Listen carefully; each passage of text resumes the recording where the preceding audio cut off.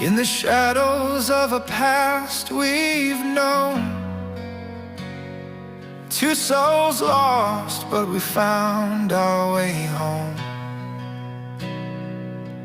Through the whispers of doubt we learned to stand. With a love so bright we've walked hand in hand. You crack the walls with your laughter so free.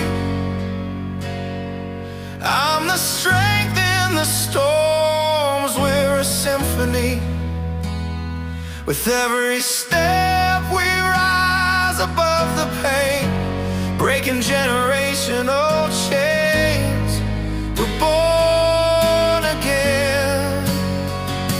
We're the fire lighting up the night. Together we shine. It's our hearts in flight. With notes to self, we're writing our song. In this world of chaos, we know where we belong. Oh, we're changing lives, breaking through the fear.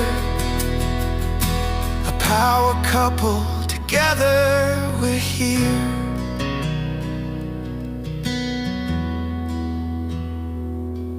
From the ashes of yesterday, we draw our strength. With courage as our armor, we'll go any length. You remind me of the light when the darkness creeps. In your eyes there's a promise, a love that deeply keeps. No more chains can bind us, we've learned to heal. In the depths of our hearts lies the power we feel. We're shining the truth, letting the world see. Together, forever, just you and me. We're the fire, lighting up the night. Together we shine, it's our hearts in flight. With notes to self, we're writing our song. In this world of chaos, we know where we belong. Oh, we're changing lives, breaking through the fear. A power couple, together we're here.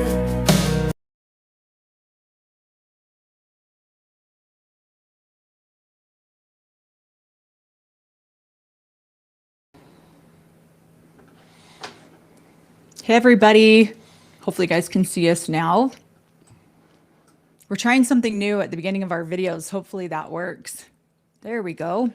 Yep, that song kind of kicks my butt every time. Our daughter made that for us. So Yeah, our daughter wrote that, or well, she AI'd that song for us, which we put in a lot of her own words, and they created a song for us. So yeah, and we kind of, it's funny because we kind of just got busy and almost forgot about the song. And so, so it's been, somebody in the comment section asked me about it again. I'm like, oh my gosh, we forgot that we had that song. Oh,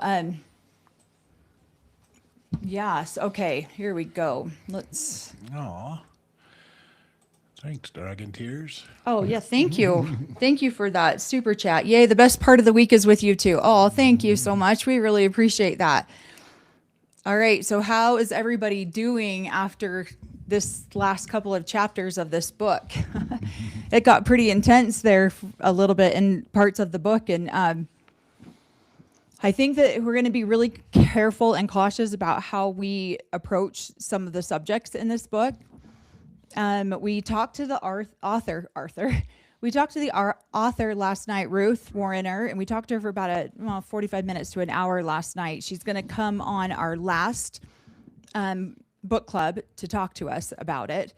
And to answer questions. and answer some questions. So as we're reading the book, if you guys can give us some ideas of what questions you would like, if you have some ideas of some questions you'd like to ask, we want to get a list of maybe some of our top questions that we can answer or that we can ask her.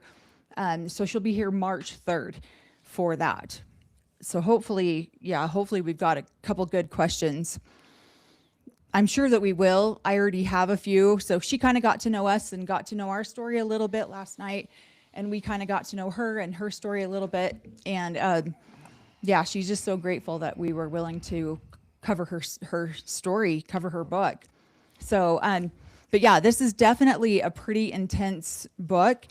It's brought up a lot. Obviously, we knew that it would for us personally, as being survivors of so many different levels of abuse, not just religious, survivors of there's a lot of abuse that happens in here. And we were talking about how last night we were talking about how we have to temper our stories when we tell them.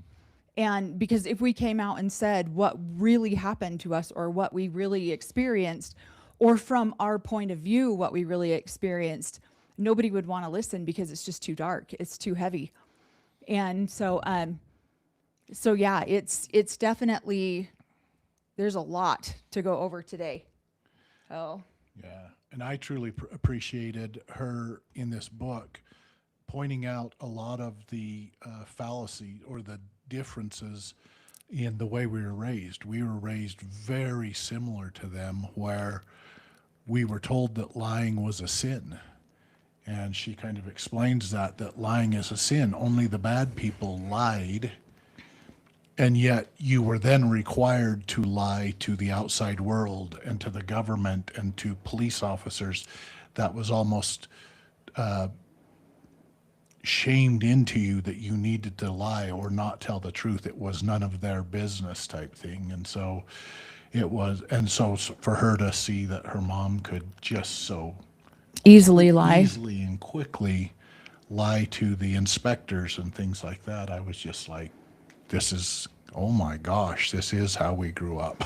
So yeah. Very similar in the teachings, very similar they just had a different prophet. So yeah, so last night Corey did a deep dive on this and read until I read more 2 or 3 o'clock in the morning, and I had a pretty emotional night last night. And so I was just like, I'm going to sleep. I took a little sleeping pill and went to sleep. Not necessarily over the book, but just other stuff, and so I'm talking to my sister Emily for about 2 hours on the phone last night, and just really had a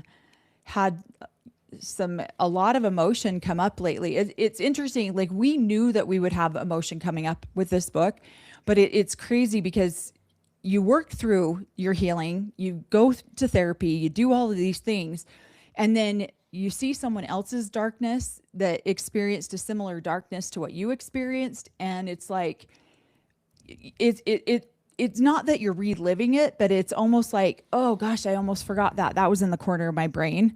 It's like you stuff some of these things in the little corners of your brain that are like, we only visit that when we have to. We don't visit that every day. We don't talk about it every day. We just visit that trauma when we have to. And so this book brings up a lot of that for all of us.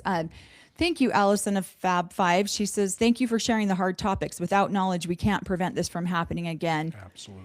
And I agree. I absolutely agree, because I feel like these are subjects that people don't want to touch because they are so taboo, because they're so hard to talk about. Well, and then growing up in the society, it was, again, none of the business of the community, or it was so interesting to see that we lied to the outside world, but we also lied even within our community on things too. Yeah. And you would lie.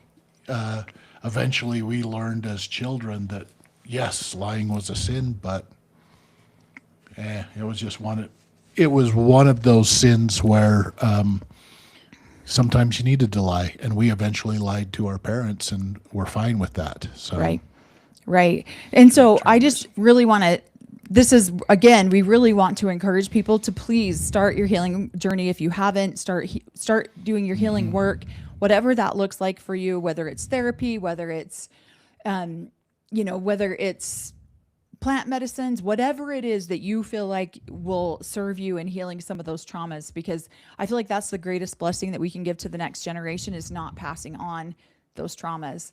And again, when I became a mother at 17 years old, I knew that I needed to equip myself with more knowledge of how to parent. And so I started doing parenting classes immediately. We had a little community center down the street from where I lived. And I went there and started taking parenting classes sometimes at night. And I've done dozens and dozens and dozens of those. From the outside world. From the outside world, Yeah. yeah, because we just didn't, it's different when you're lying for the Lord. Yeah. That's absolutely true. That most people justify that in their mind. And so we're going to be very careful about how we touch some of these subjects, because even though the author might have healed through a lot of the things she's gone through, we've healed through a lot of the things we've gone through. I know a lot of the people watching might not have, so we're going to try to tread lightly on some of these subjects.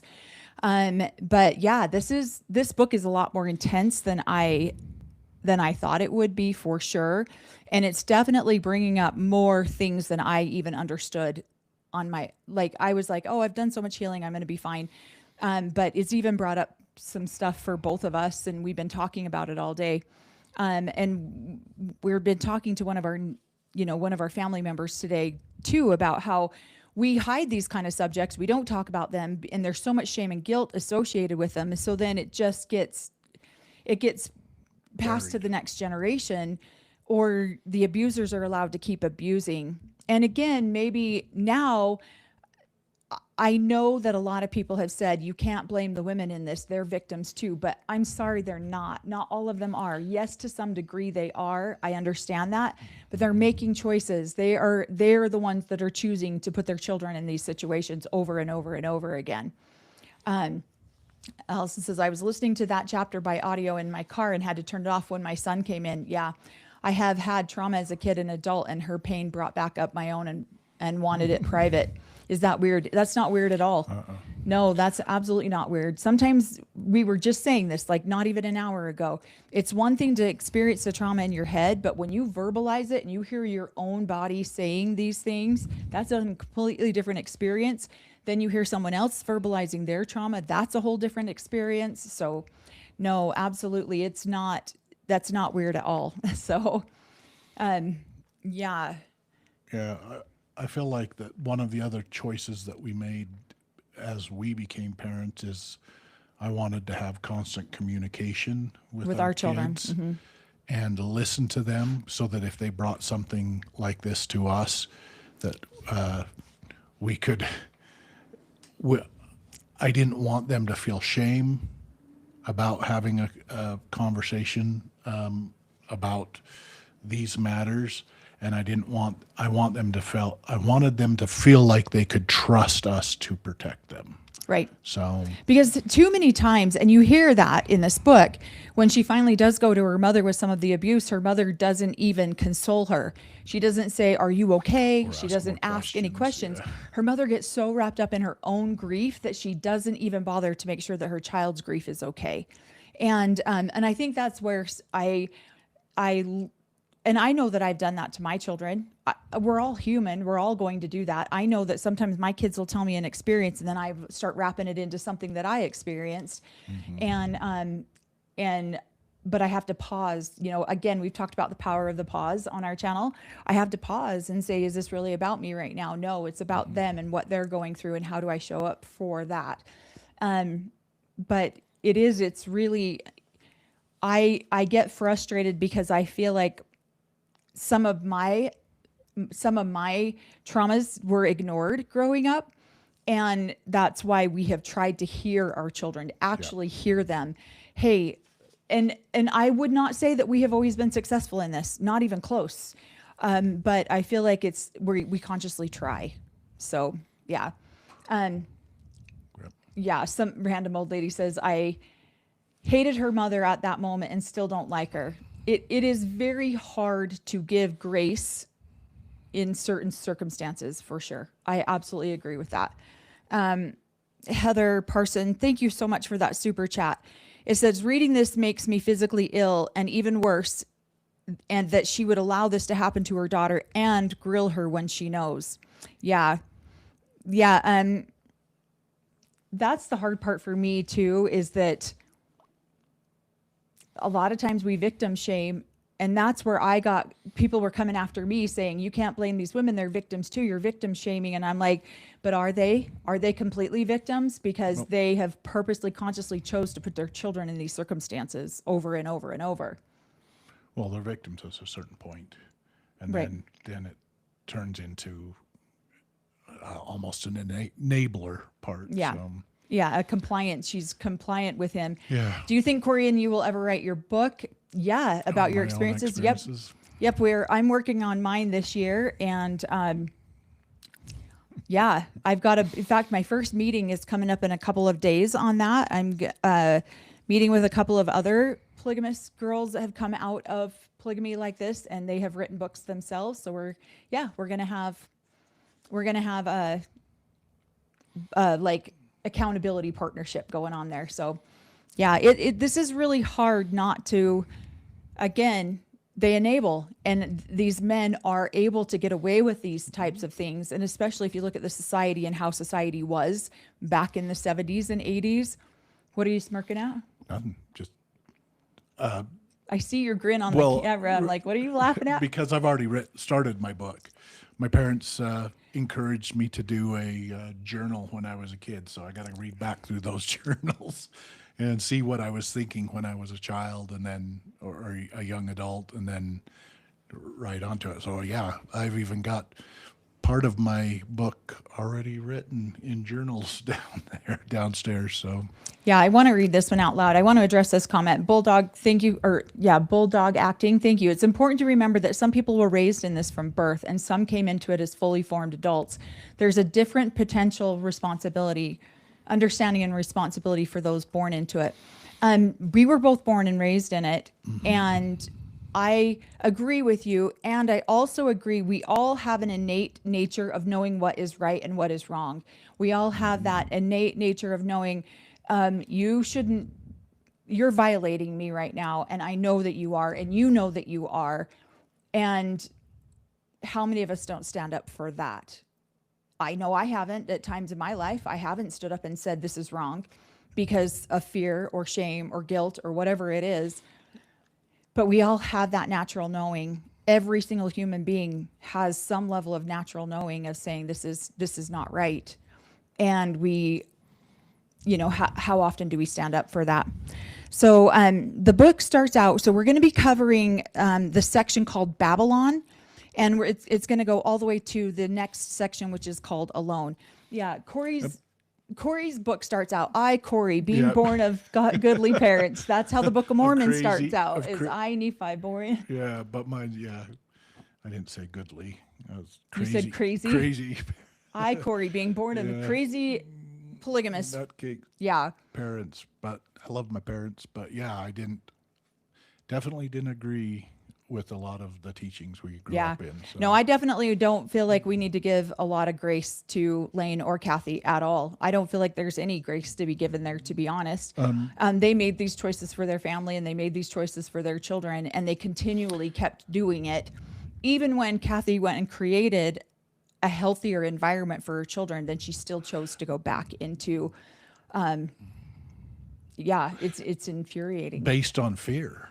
Based on fear. Okay, I know that him smacking me around is wrong. I'm going to take my children out of it. And that's another thing that I feel like that was kind of came into the book for me, was that she remembers the last time she saw Lane was when he was abusing her mother. mother, and all of a sudden they're affectionate. What happened in between? What's going on in that between moment? And yes, it's been a year and a half, but that was the other thing. We were told that Babylon was so evil. Babylon was corrupt. But I would come down to Babylon to visit my grandparents, and all of a sudden there was peace and tranquility, and I'm like, if this is Babylon and this is supposed to be so bad, why am I so comfortable? Am I comfortable in hell? So, yes, Yeah. am I?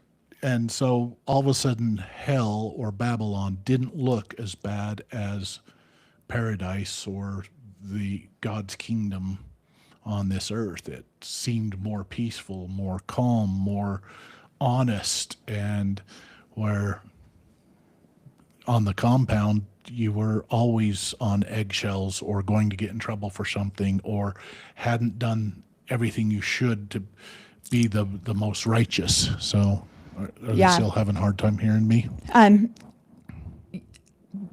I told Corey, I'm like, I'm going to really have to be careful because I can be, I feel like I do try to give people grace. And then I hit a point where I'm just like, I have, you want to see a righteous anger? Yeah, that's me today. I feel like there is a righteous level of anger that's justified. And I'm like, I'm gonna have to be really careful on this, on our book club, that I don't just go off on these people. Because yeah, it is very hard to read. It is very hard to see because they are, again, somebody just said, it's not just a choice that they're making for themselves. They're making them for these children. Yep. And she doesn't get to decide. This little girl who's now probably 8 in this section of the book doesn't get to make these choices for herself, and it's yeah. Am I comfortable in hell? Why, yes, I am. Yes, I am. Yeah, that would be Corey. So it's very frustrating. And I just told Corey, I'm like, I don't want to go on, be like a raging maniac on this episode because I do get very angry, especially with the women, because they keep choosing this for their children over and over and over again. It's really hard. And being a child of that choice is hard. So And we don't know, as the children witnessing it, you don't know what went on between this time and this time, why there's all of a sudden such a drastic change in events. Yeah. So it's confusing as children. Yeah. She starts out this section of the book of they're moving into their grandmother's house, and she calls this the Lucky Charms part of her life. And they're magically delicious. When we talked to Ruth last night, we are almost the same age. She's right in between Corey and I. So much of what she explains in this book, I can relate to more because I was a worldly child. I was actually, in Babylon, where Corey was on a compound and didn't experience a lot of the same things that I did. And so she talks about this being her Lucky Charms era. So I really do relate to a lot of it. I thought it was like the way she explains growing up or, being around her grandparents it was beautiful. Like, I feel like it does take a village to raise a child. And I think it's so great that she had that option. Heather says, you are right to have a righteous anger because it only gets worse if you can believe it. I hated this woman with a burning passion by the end. She wanted a man's attention more than she wanted to protect her children. And this is where, if you hear the conversations in our house today, this is where a lot of our anger comes from, is because I don't know what was going on in that generation, but it was like they had this false sense of romance or passion, and they fought for this man's attention. This is what I grew up watching. I grew up watching these women fight for this man's affection, any man's affection and attention. And I was so frustrated watching that, because it's like your children are more important than this man's love and affection towards you. Is your self-esteem that in the toilet that you literally, like, yeah. So I have to be careful because I really could go off pretty hard.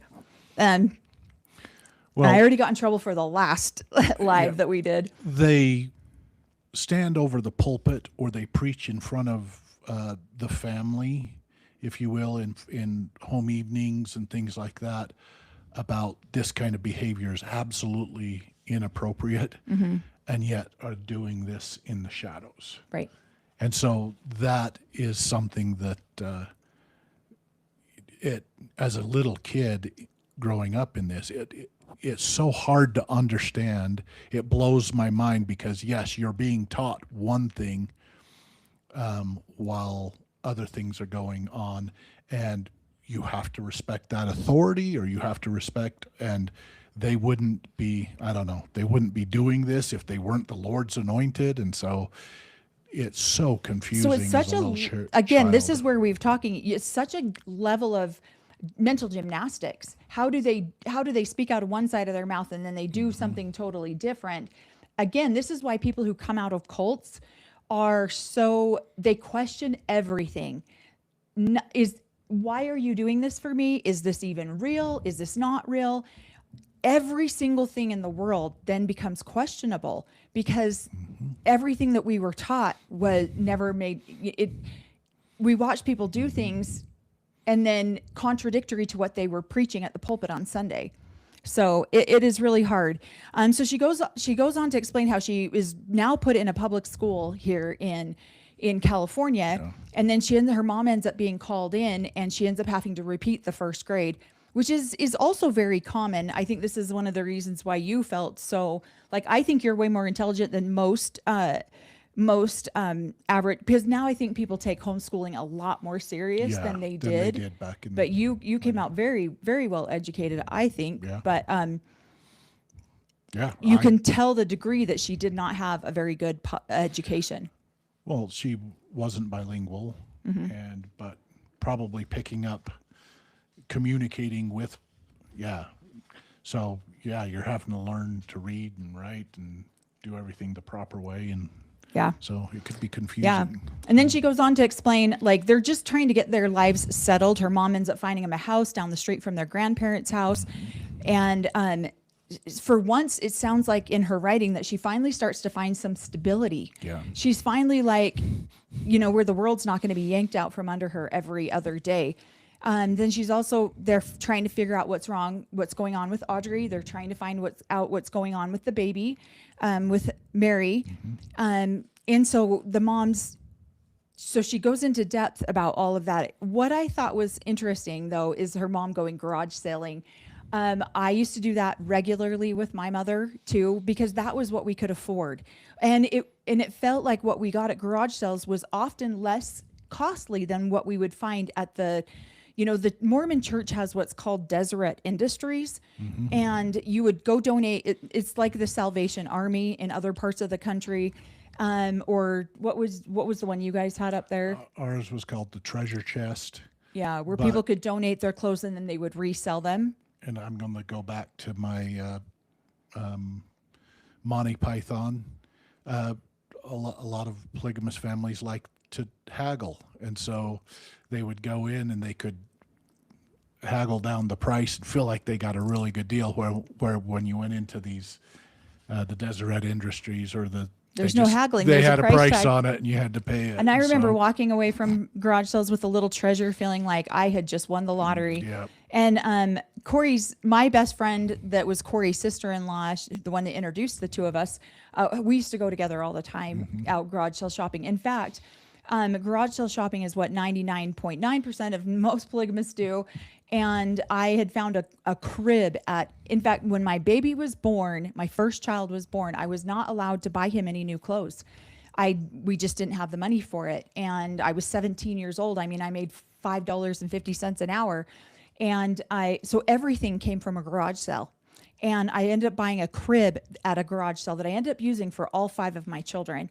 And my ex-husband was so angry with me for buying this crib. It was a Jenny Lind crib, which was a big, huge thing back in the 80s, 90s. And I paid like $50 for it. And it's normally a $200 or $300 crib. And he was furious. In fact, I ran him over with the car at that point. I was so angry because he was screaming at me for spending that kind of money on something. And then the day that my baby was born, he was like, "Do you have anything brand new to put on this child? You're not putting my baby in used stuff." She's exaggerating here. She did not run him completely over with the car. I just slightly ran him over with the car. I really did, though. I was so angry. And so I did have one new outfit for him that I sewed myself. That was the only brand new outfit that I had. And he was like, "Well, as soon as you can go to the store, you need to go to the store and buy him something new. We're not putting used things on my child."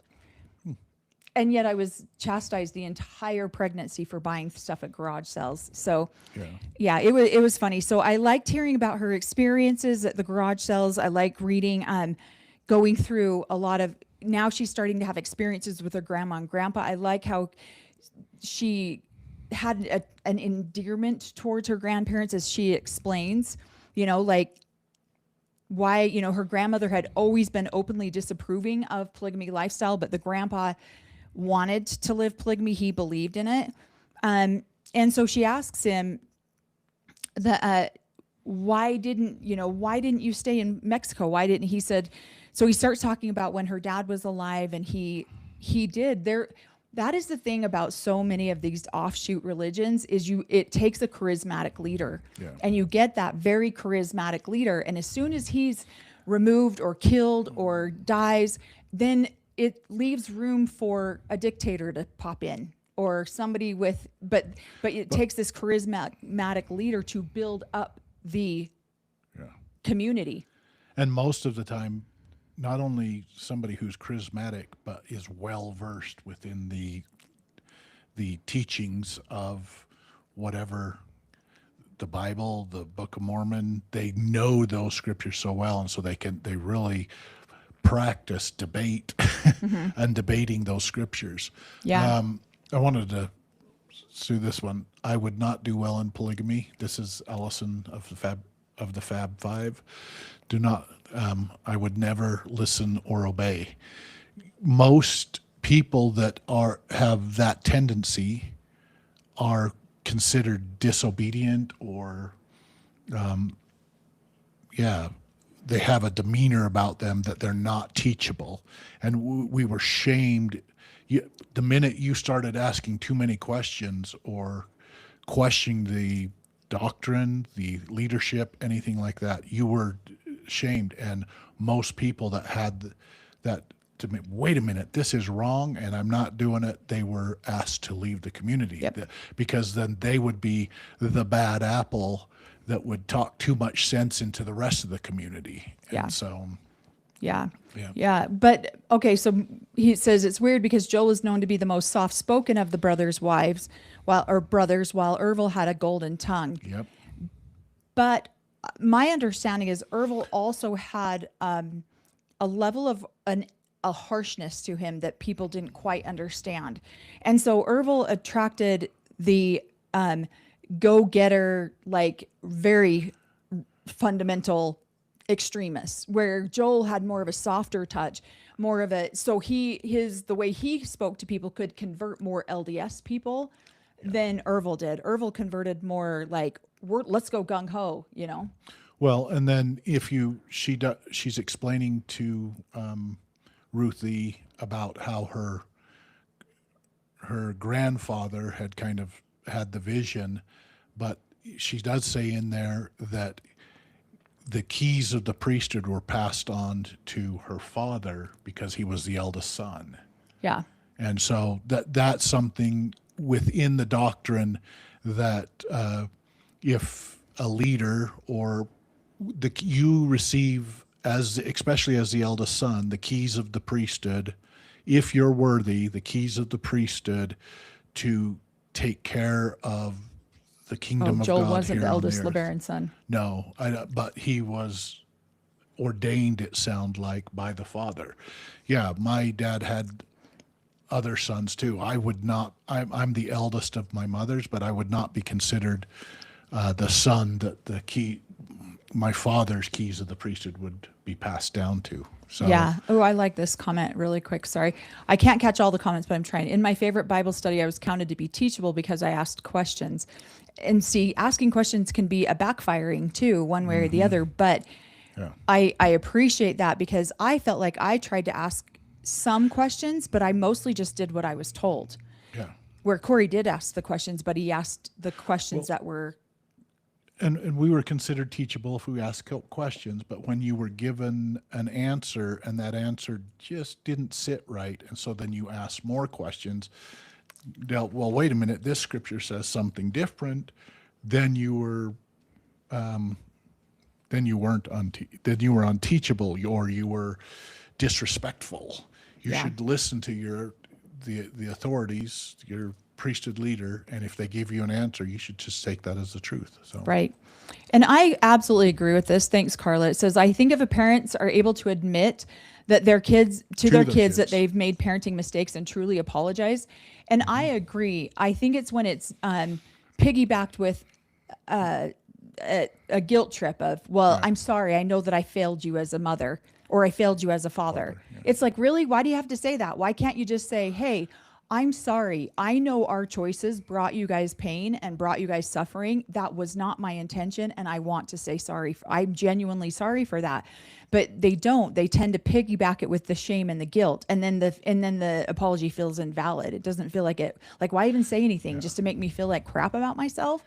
And so so talking to Ruth last night, that's one of the things that I was saying to her. I was like, I feel like I have to temper myself. I have to be careful about what I say on here because my parents are both still living and I have to be cautious about that. And she's like, oh yeah, me too. She's like, and I said, is your mother still living? And no, apparently her mother passed when she was 15. And so then they were, hopefully able to get out. Oh, okay. I don't know if it Maybe talks about that in the book or not. I apologize. I didn't mean to get ahead of the book, but that's what she told us last night on the phone. Okay. One of the things too is she's sitting in her grandparents' home, and they're talking a lot about like, well, why did you guys join this religion? And again, those who start to feel like the LDS church sways away from what they believe is the truth are very susceptible to going into these types of groups because they want a deeper or more meaningful or the truth of what Joseph Smith was truly trying to do. And so whatever justification that they have for going and finding the truth, where the Mormon church or the LDS church, they feel like starts to, push away from some of the truth. Yeah. And so the grandpa really starts to explain in here why, it says, when we joined your dad's church, we had no idea how hard polygamous life was. I grew up in the LDS Mormon church, and I always believed in its teachings. When your father, Joel, and Ervil showed up in Utah, where we were living, they asked the right questions about the church doctrine. And I really believe, you gonna sneeze there? Yep. And I really believed that they were right. And when your dad preached, it felt like anything was possible, like God was speaking right to you. And again, that's what I'm saying earlier about the charismatic leaders. When you light a fire in somebody's belly that makes them go, I'm going for this all the way, that is very powerful. And you will do almost anything to feel like you're living with that purpose. And and then grandma interrupts and she starts going off about Joel and Ervil and how wicked they are and how they're taking all these wives and all these children. And we laughed because we're like, how many times have we sat in our grandparents' kitchens? Both of our mothers, they were converts and from LDS families. And I listened to my grandparents talk like this all the time. And Yep, I do too. listened to Corey's grandma talk about this all the It's time. almost like this conversation was something that they were, there was this argument about and my mother having these conversations with my grandparents going, this is the true truth. This is the fullness of the truth. And if you just would believe in and read the teachings of Joseph Smith that you taught me, then you would be here too. And Yeah. they were like, well, no.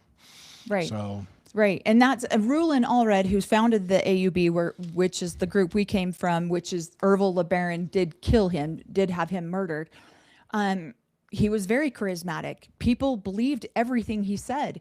He was very silver-tongued and he just genuinely loved people. So people wanted to feel that.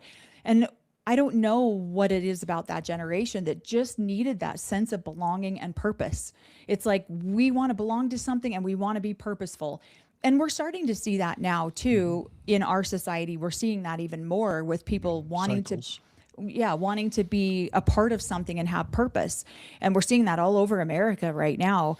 And so then I just think this conversation with her grandparents is very it's just funny to me because we had those same conversations. And I just remember my grandma, don't you live this way? Don't you be doing these things? And then, but now that we're speaking out, couple of my mom's sisters have reached out to me and said, we are so sorry. We had no idea what was happening because the families, once you are a part of this life, or if you're not a part of it, you are not privy to a lot of the things that happen within your own immediate family. And so a lot of my aunts have apologized over and over and over because they didn't understand. Kathy Perry, thank you so much for that super chat. She says, you and Corey and Ruth Wariner turned out so well despite the traumas inflicting by perverse religious practices. I am so angry at Ruth's mother for prioritizing immoral men above her children, and more angry at the male leadership. Mm-hmm. That's why I said I have to be really careful about what I say tonight, because I really could go off, because it makes me, you want to talk about lighting a fire in somebody's belly? This is what lights a fire in my belly, is this kind of stuff, because I was the child that I was the Ruth in this situation where I had to just pick up the pieces and deal with the abuse. And it was infuriating to me growing up. And I've had many, many, many conversations with my mom about this kind of stuff, and she has apologized for her part in a lot of it too. Mm-hmm. It's not that we haven't had healing there. We absolutely have. But when I watch this happen over and over and over, and again, I understand that these women are abused too. I get that. But there comes a point where they're compliant and they're enablers at that point. And where is that line? Like, where does that line step in? Okay, and then her mom ends up calling her. She ends up going home. But I love that she's able to have this connection with her grandparents, even if it is such a young age. Hopefully, some of the things that they were able to teach her stick with her for the rest of her life. So then she knew when her mom called and said it's time for Ruthie to come home, she knew something was wrong. It's a different kind of feeling. It wasn't the same kind of, oh, my mom's just ready for me to come home. So she gets home and she hears giggling behind the bedroom door.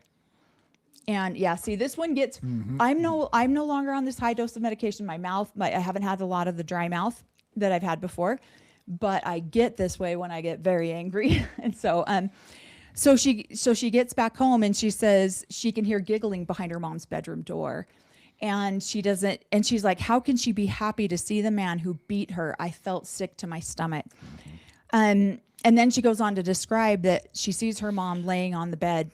Go ahead. You're the one who, were you about to say something? No, finish that, because that thought or that teaching. Yeah, that she sees her mom laying on her bed with her head on his chest, and with a cowboy shirt that barely covered his belly, but her eyes fixated right on the belt I had last seen landing on my mom. And we're not going to go into a lot of detail around that. But I also highlighted this next sentence where it says, I felt like my mom had gone crazy. And that's the hard part about when you get brainwashed into these ideas. It's so hard because no one around you understands. And so there can't be a lot of grace or compassion there, I guess, because they don't, I don't know. It is so hard in their mind, they're 100% doing what they're supposed to be doing. And believe me, it's challenging for sure. What were you going to say? Just we as kids, I think we all have that, wait a minute, what just happened was wrong based on the teachings or based on how we were raised. We knew that was wrong, but then somehow they would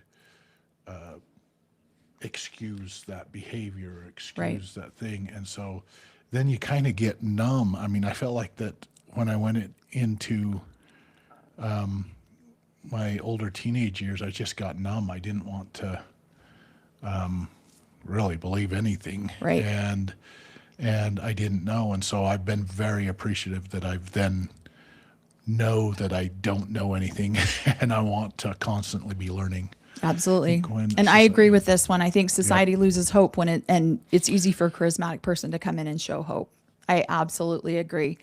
I think that is one of the scariest things is we're all looking for something to believe in. We're all looking for hope of some sort. Well, I kind of listened to, one of the things is my parents encouraged me to read the Book of Mormon, but also the Bible.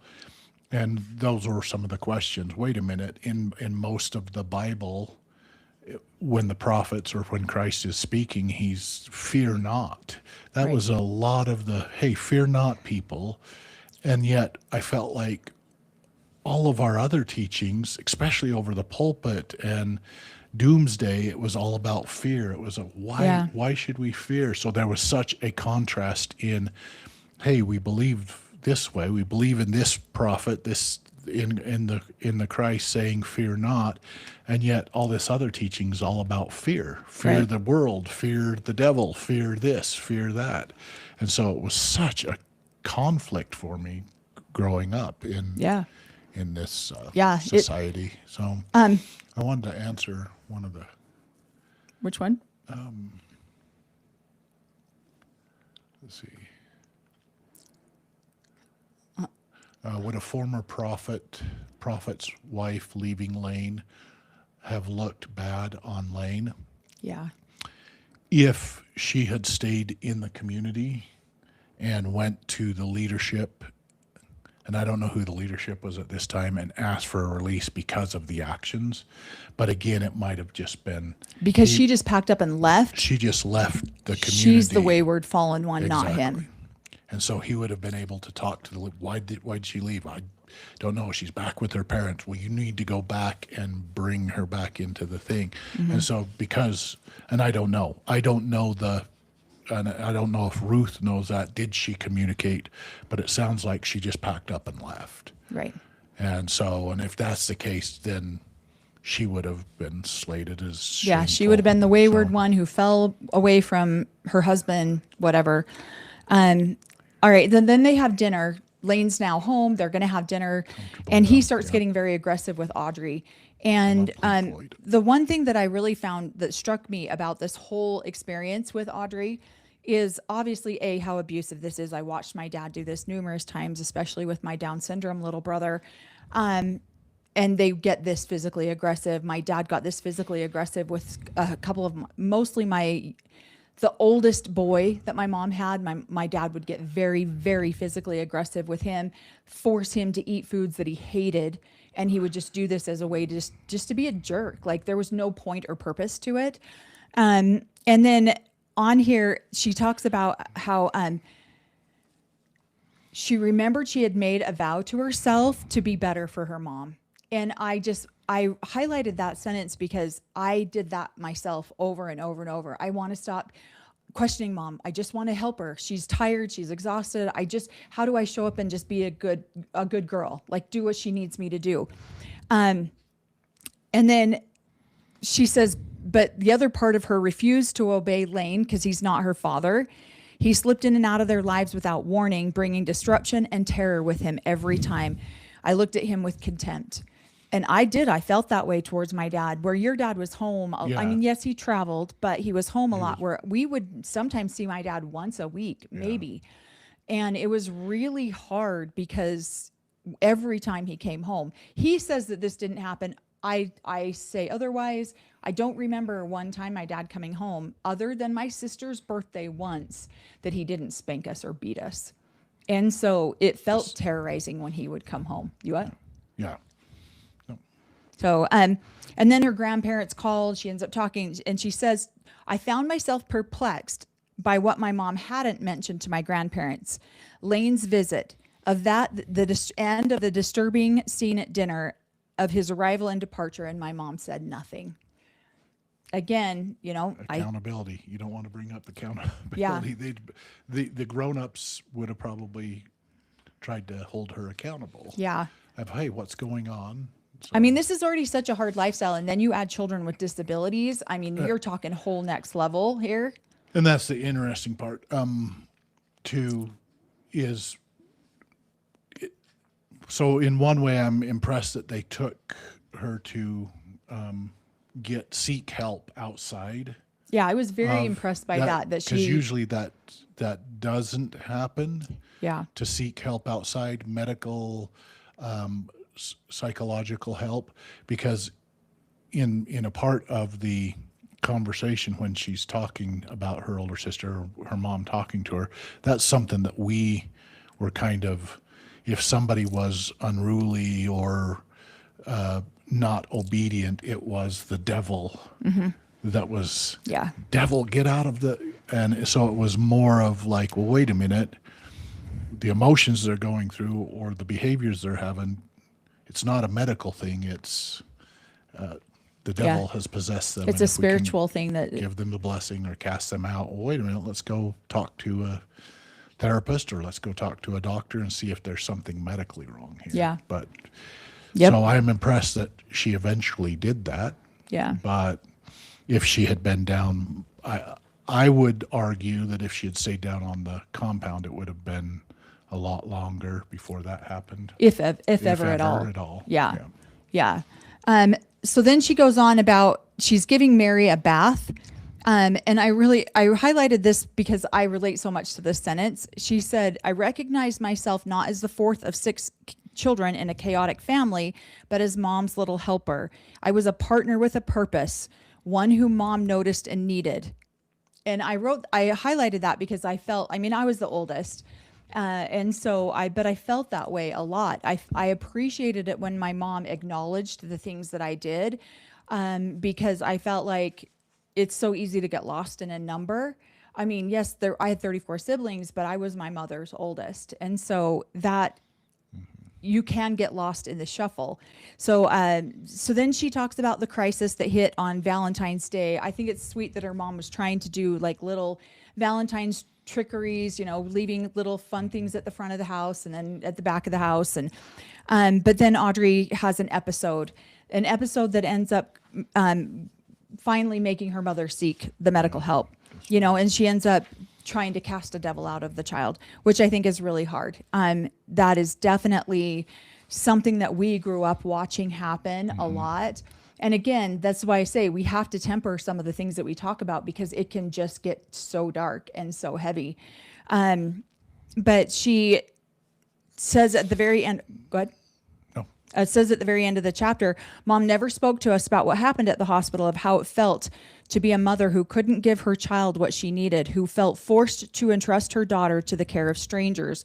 While I know I should have felt sad that my sister is no longer lived with us, a great sense of relief slowly washed over the house once Audrey was gone.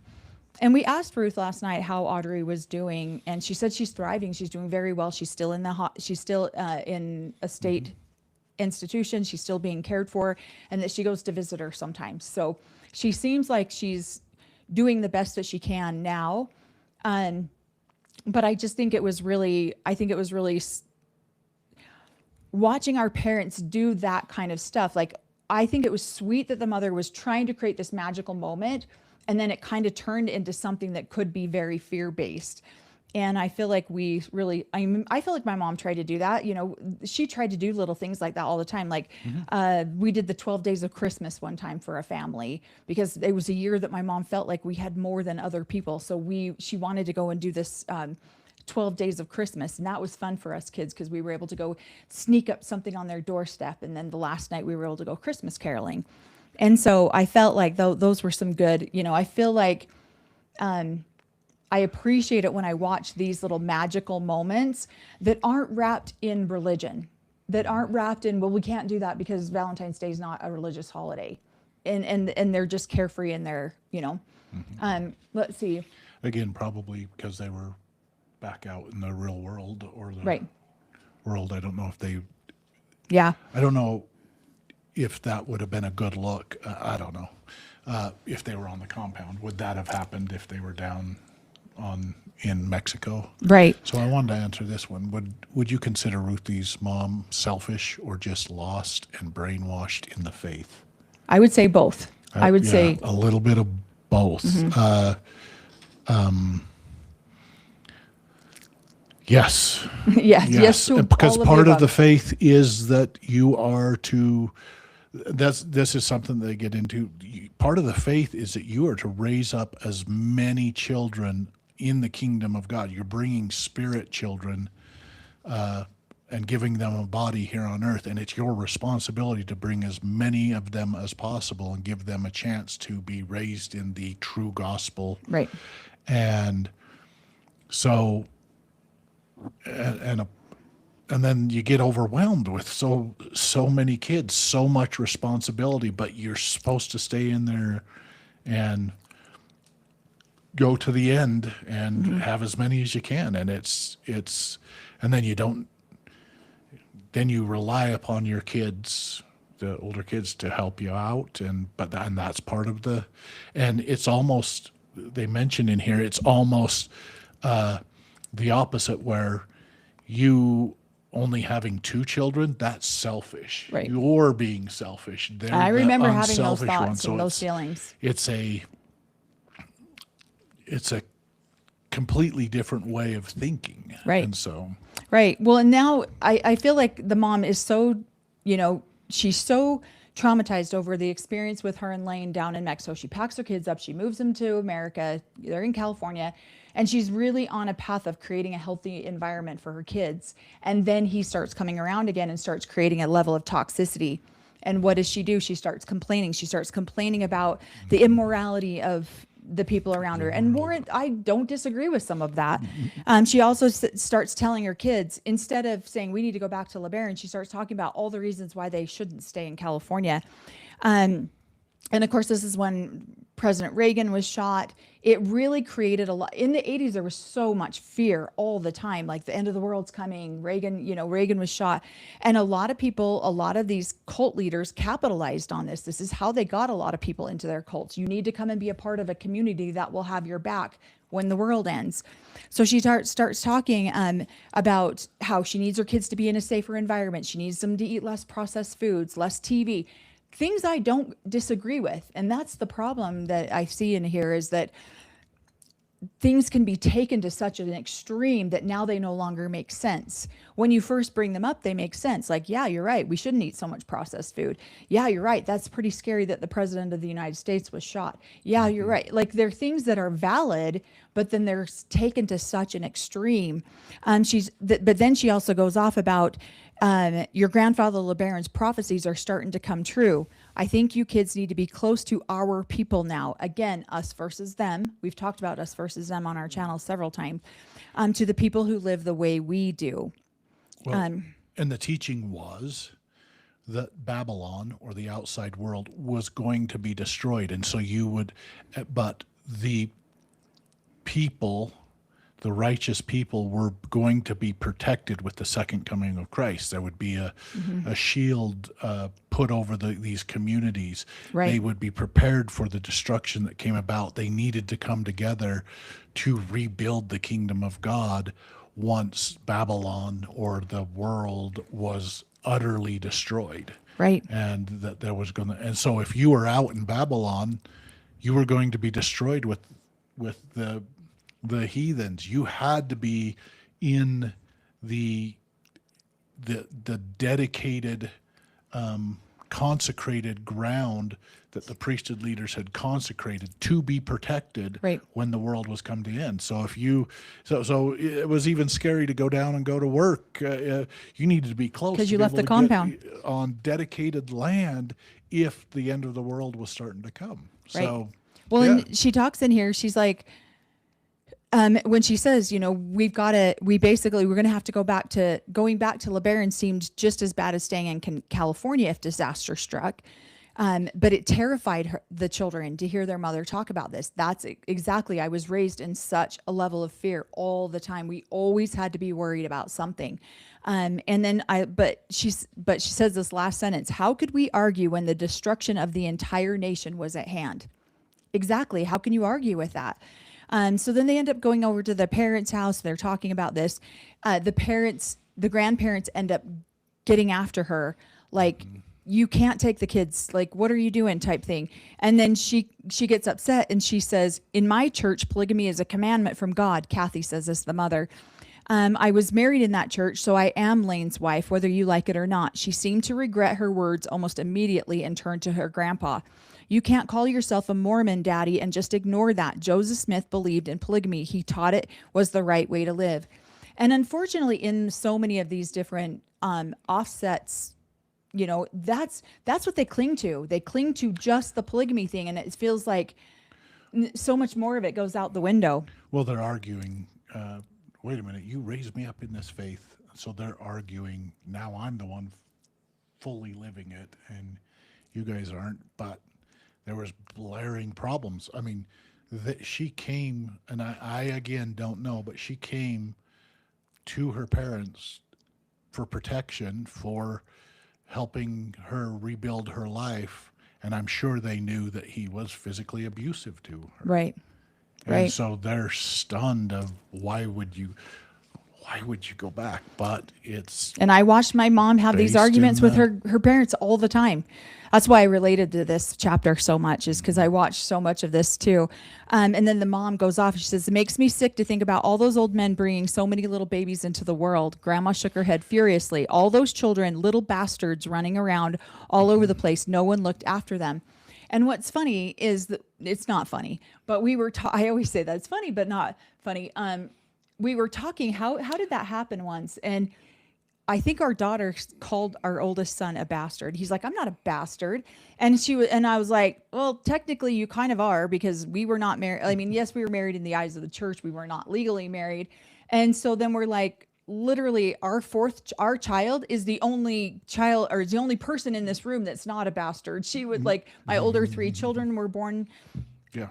out of legal wedlock. We were both born out of legal wedlock. We used to, as almost a protection, we would joke that we were bastard children based Right. on the teachings, or because our parents were not legally married. Mm-hmm. My 2 older brothers were the only non-bastard children. Yeah. So Yep. And so I find that interesting that she says that. So she's telling her parents that she's got to move. She's got to get closer to the family. And then we get to the next chapter, and mom announces she's pregnant again. And that they need to be leaving us, because here's Ruth going, "I at least get to finish the 2nd grade. I have this teacher that loves me. I love her. Like, her life feels secure and stable." And then mom's like, "Just kidding. I'm pregnant. Here we go again." And then it's like, we're leaving as soon as possible. And then her whole world gets yanked out from under her again. The instability is very, very, that's the hardest part, I think, about this way of life, is sometimes it feels very unstable. And so then she's like, yeah. So then Lane comes, and they're helping them all move. And,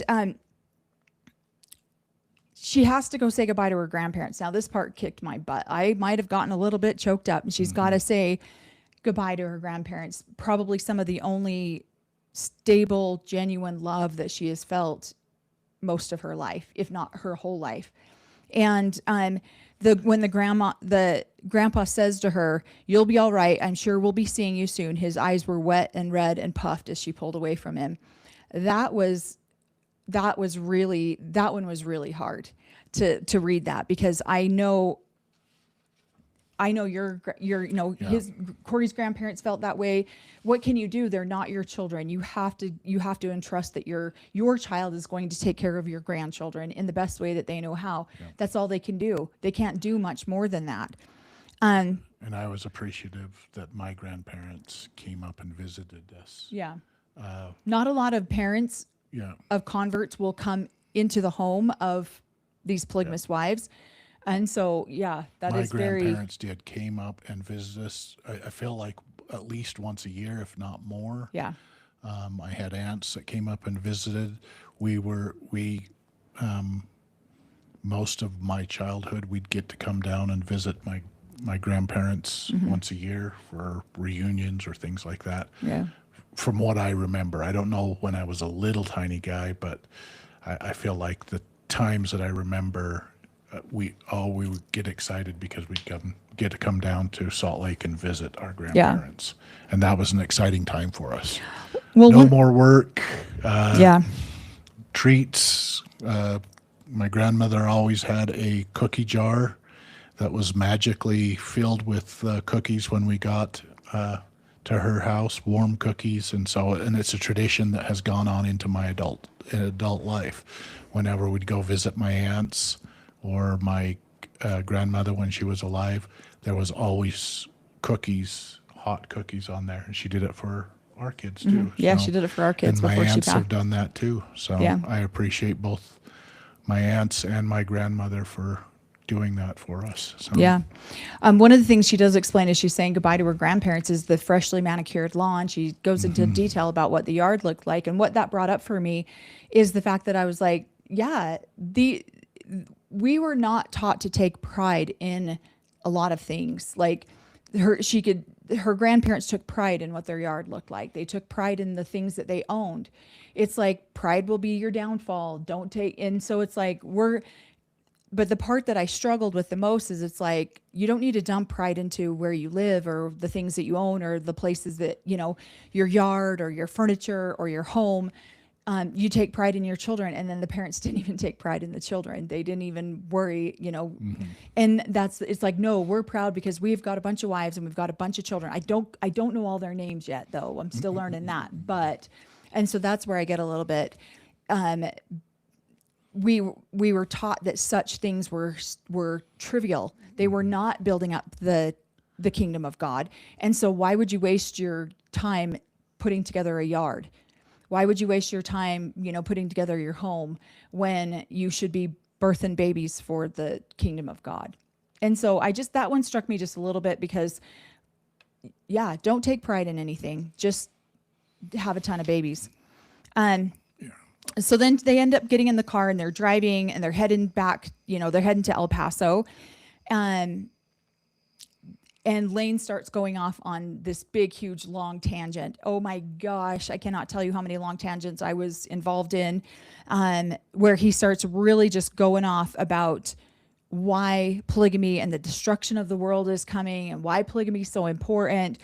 And he says, believe me, when that time comes, your grandparents are going to be sorry that they left your dad's church. Our way is a harder way of life, but it's the Lord's way.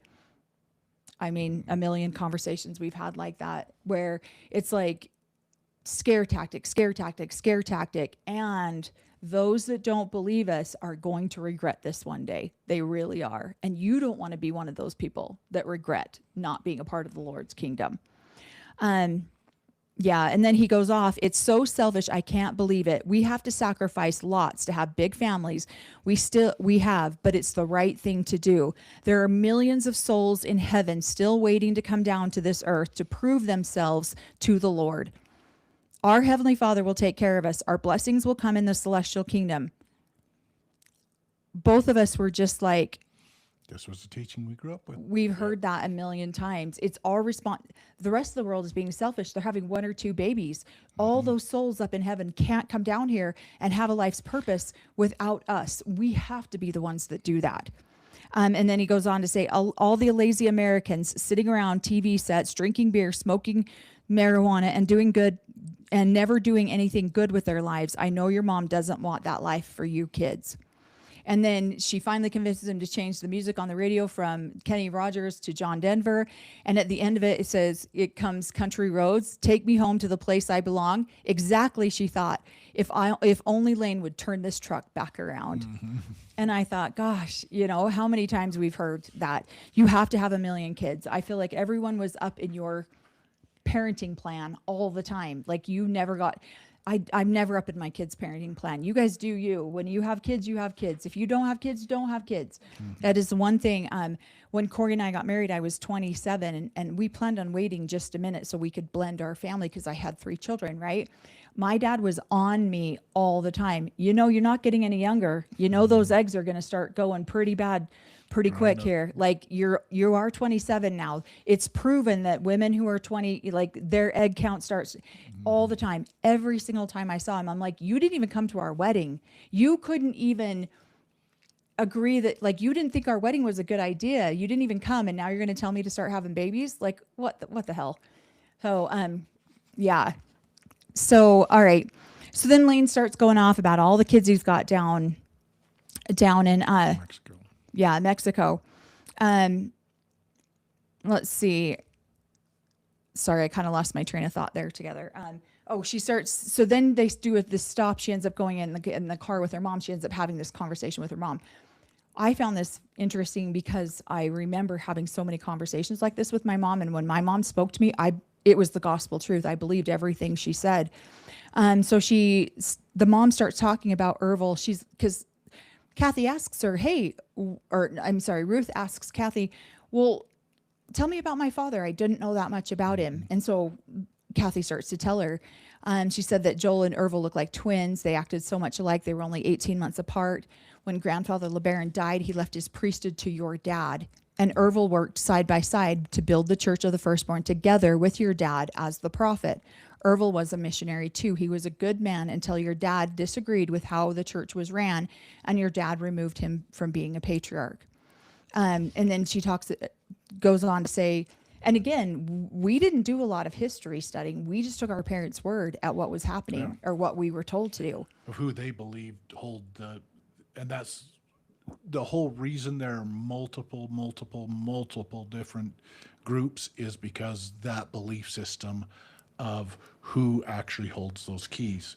So she's basically saying, well, I followed your father because he was given the keys of the priesthood from his father. Yeah. And yet Ervil had a group arguing that he had the keys handed down from the prophet father.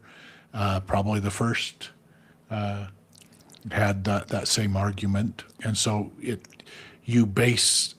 so interesting that it's so important. The keys of the priesthood are what gets you to go to this group or that group or this group. And we were just part of the Right. AUB following. Our parents believed that the keys of the priesthood came down through Rulon instead of these And other that's, guys. So, we've said that on our channel before, where it's almost like your priesthood lineage is more important than your bloodline lineage. Yep. And a lot of them very genuinely believe that. In fact, so much that they are willing to do blood atonement over priesthood lineage. And then the mom's talking, what? that that your blood family has fallen away or is not a part of it, yes, you will listen to your priesthood leader over even blood. Right. So, And then she talks about how Ervil would take money from the church. This is not uncommon, especially in the AUB. Like, this is very common. People live off the backs of other people. It's like a pyramid scheme. It's like an MLM scheme. This is why you will never see us ever in an MLM, or you will never see us in a pyramid scheme, because we lived it. We don't ever want to do that to someone else. And so then she talks about how poor they were. They were so extremely poor when she was first pregnant with Ruthie. And as Ruthie's listening to this, she says, I thought of my mom living off gunny sacks of beans and remembered how my grandmother had once said that Luke and Audrey's disabilities were likely the result of poor nutrition. And and then her grandma's voice echoes in her mind. It makes me sick to think about all those old men bringing so many little babies into the world and not taking care of them. My grandma seemed smarter than my mom. And so, it is hard. It is very, very hard to justify some of this. All right. And then she says, we're running out of time here. We're going to jump forward a little bit. She definitely believed. Then her mom went into the explanation of how her dad was killed. I guess one of the children were there. We haven't really dug a lot into the history of that. the whole family sounds like they were there. And then the 11-year-old boy stayed back with the dad. To help the dad while they went off to find the keys, and then that's when it happened. So Yep. And then she talks. So then she starts going on about like why you can watch a ton of documentaries on that. We won't go too deeply into that. Ervil started having his people murder polygamous leaders all over Mexico and the U.S. The group that we came from was murdered by Ervil's people. two of his wives. He even wrote letters to the President of the United States threatening him that if he did not recognize Ervil as God's prophet, it was just unbelievable. Yeah. And this was something surprising in the group we grew up with. You didn't want to. We wanted to be as far away from the U.S. government as possible. So for him to write a letter to the president blew my was mind. brazen for us, because we were trying to hide in the shadows of the United States and hide away from the government. We didn't want to draw attention, and here he was so brazen that he was even drawing attention to their. So. Yeah, I was really stunned by that too. I mean, we knew that because we've watched some documentaries on it as well. We were told about. I was told about it when I was that he had written a letter to the. Which scared President people Carter. even more of him, because if he was that brazen to reach out to the president of the United States, what would he do to other people? Yeah. That she believes that he had killed over 25 people.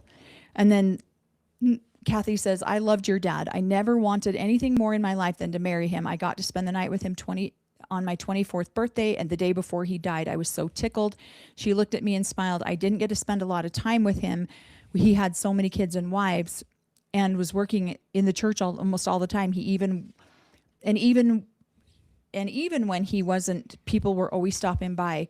She says, believe it or not, she said, as if to end the story, being married to your dad was a lot harder than being married to Lane. And I think what I believe she meant by that statement is she was a lot more in love with Joel than she was with Lane. And Joel had a lot more responsibilities than Lane had, a lot more families, a lot more wives, but she was a lot more in love with him. And so with Lane, it's a lot easier because if he leaves, she's okay with that. And then right here, she says, oh yeah, it seems like I was always craving your dad's love and attention. I couldn't get enough. And so at the end, it says, I stared up at the stars and I wondered what it meant to crave affection or to crave attention. What was so important about that mom actually looked for it in Lane? And it's frustrating because we've talked about this too in a lot of our other lives, that these women just, they're so obsessed with getting attention from these men that they're willing to do whatever it takes to get this attention. They're so depraved of any sort of affection. Yeah. So then they go and they find their camper. They end up having to live in this tiny little over the back of the truck camper.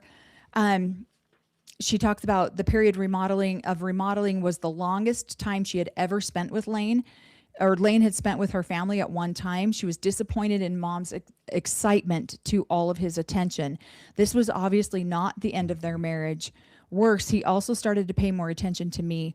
He seemed to be always looking for reasons to spend time with me alone. He needed me to ride with him to the hardware store. He said that he needed me to hold something while he hammered, and he needed me to sit on his lap, something he never asked me to do whenever mom or my brothers were around.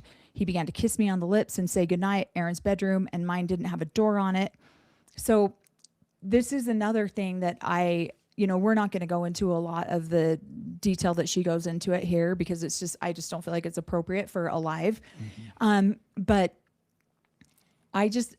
this is the hard part that I find so hard about these cults. And again, not every person that is in the cults are this way. Not every man in a cult is this way. But unfortunately, the majority of them that I have been around are. But the hidden, because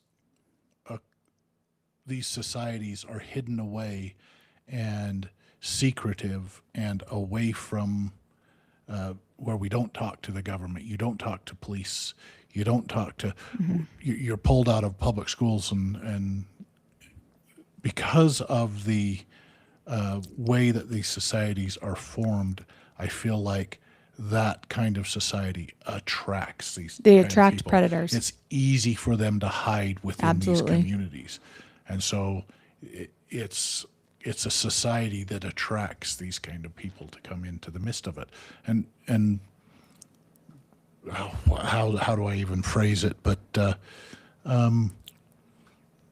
basically assumes away. Well, they wouldn't do that. We're not that kind of people. As this goes on, and until enough people are harmed, that it's like, okay, well, wait a minute, there is somebody amongst the community that is like that, because now the police are hauling them off to take and them the to grooming jail. that happens with these young girls is disgusting to watch. I mean, I experienced it myself.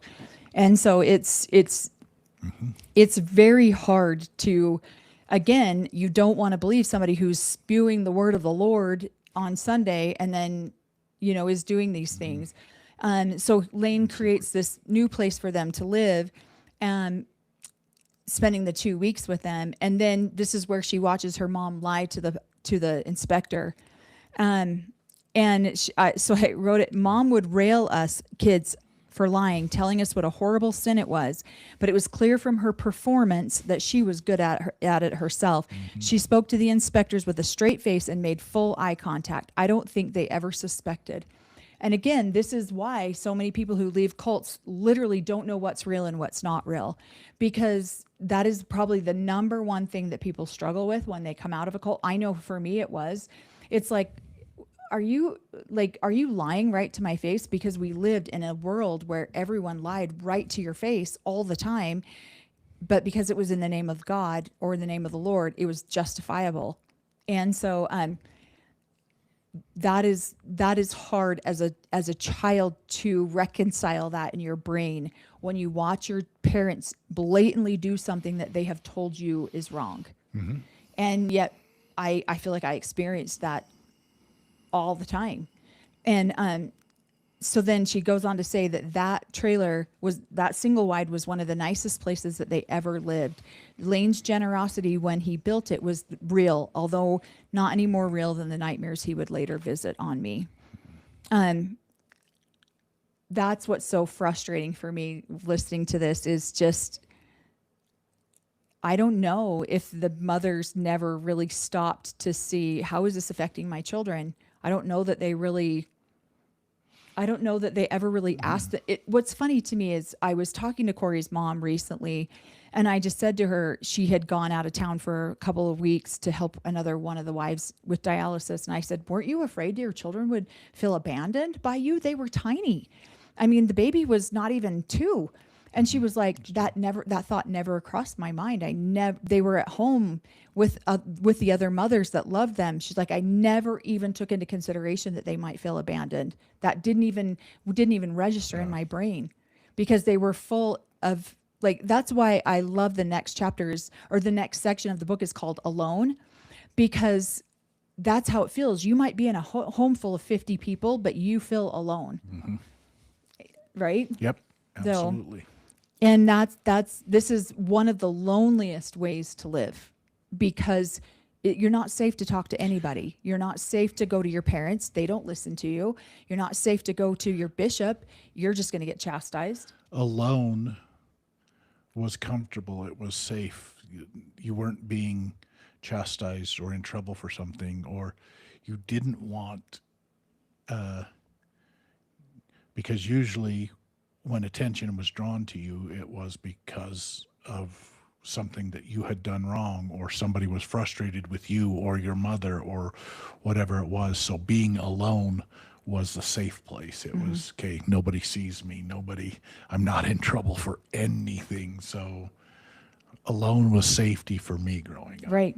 So, Right. And I absolutely feel that way. So then she goes on to talk about how their little trailer ended up being more of a truck stop for Lane. She says he might suddenly appear at any hour of the day and create a whirlwind of activity around what he needed. A warm meal, clean clothes, a shower, and a haircut. Mom would drop everything for him, only to find out that he was leaving the very next day. And I think I struggled with that a lot, because I feel like when the father was around, the children were irrelevant. It did not matter what your needs were. It didn't matter if you already had something planned. The only thing that mattered was his needs, what he wanted, what he needed. Everything circled around him. And I think this is very common in most polygamous families. Ours, I think my dad was around. He was around the household a lot more than your dad was. Right. Because we were all one household. Right. So, but, yeah. Yeah. And I think that's the part that I definitely, like, I watched my mom sacrifice everything for my dad whenever he came around. It was like, what do you need? What do you need? And yeah, I felt so frustrated being the oldest. Everything was dumped on me. And so I would watch my parents. He'd come home, and typically we would have dinner, and then they would go in the bedroom and shut the door for the rest of the night. And it's like, if you're not bleeding or dying, don't bother us. And it was like, this is their only time for them to be alone, because he's got so many other wives all the way, everywhere. What were you saying? Just not an excuse, but I wonder if Ruth's mother also Was mentally also disabled. disabled. I've wondered that too, listening to some of the things that she's. Yeah.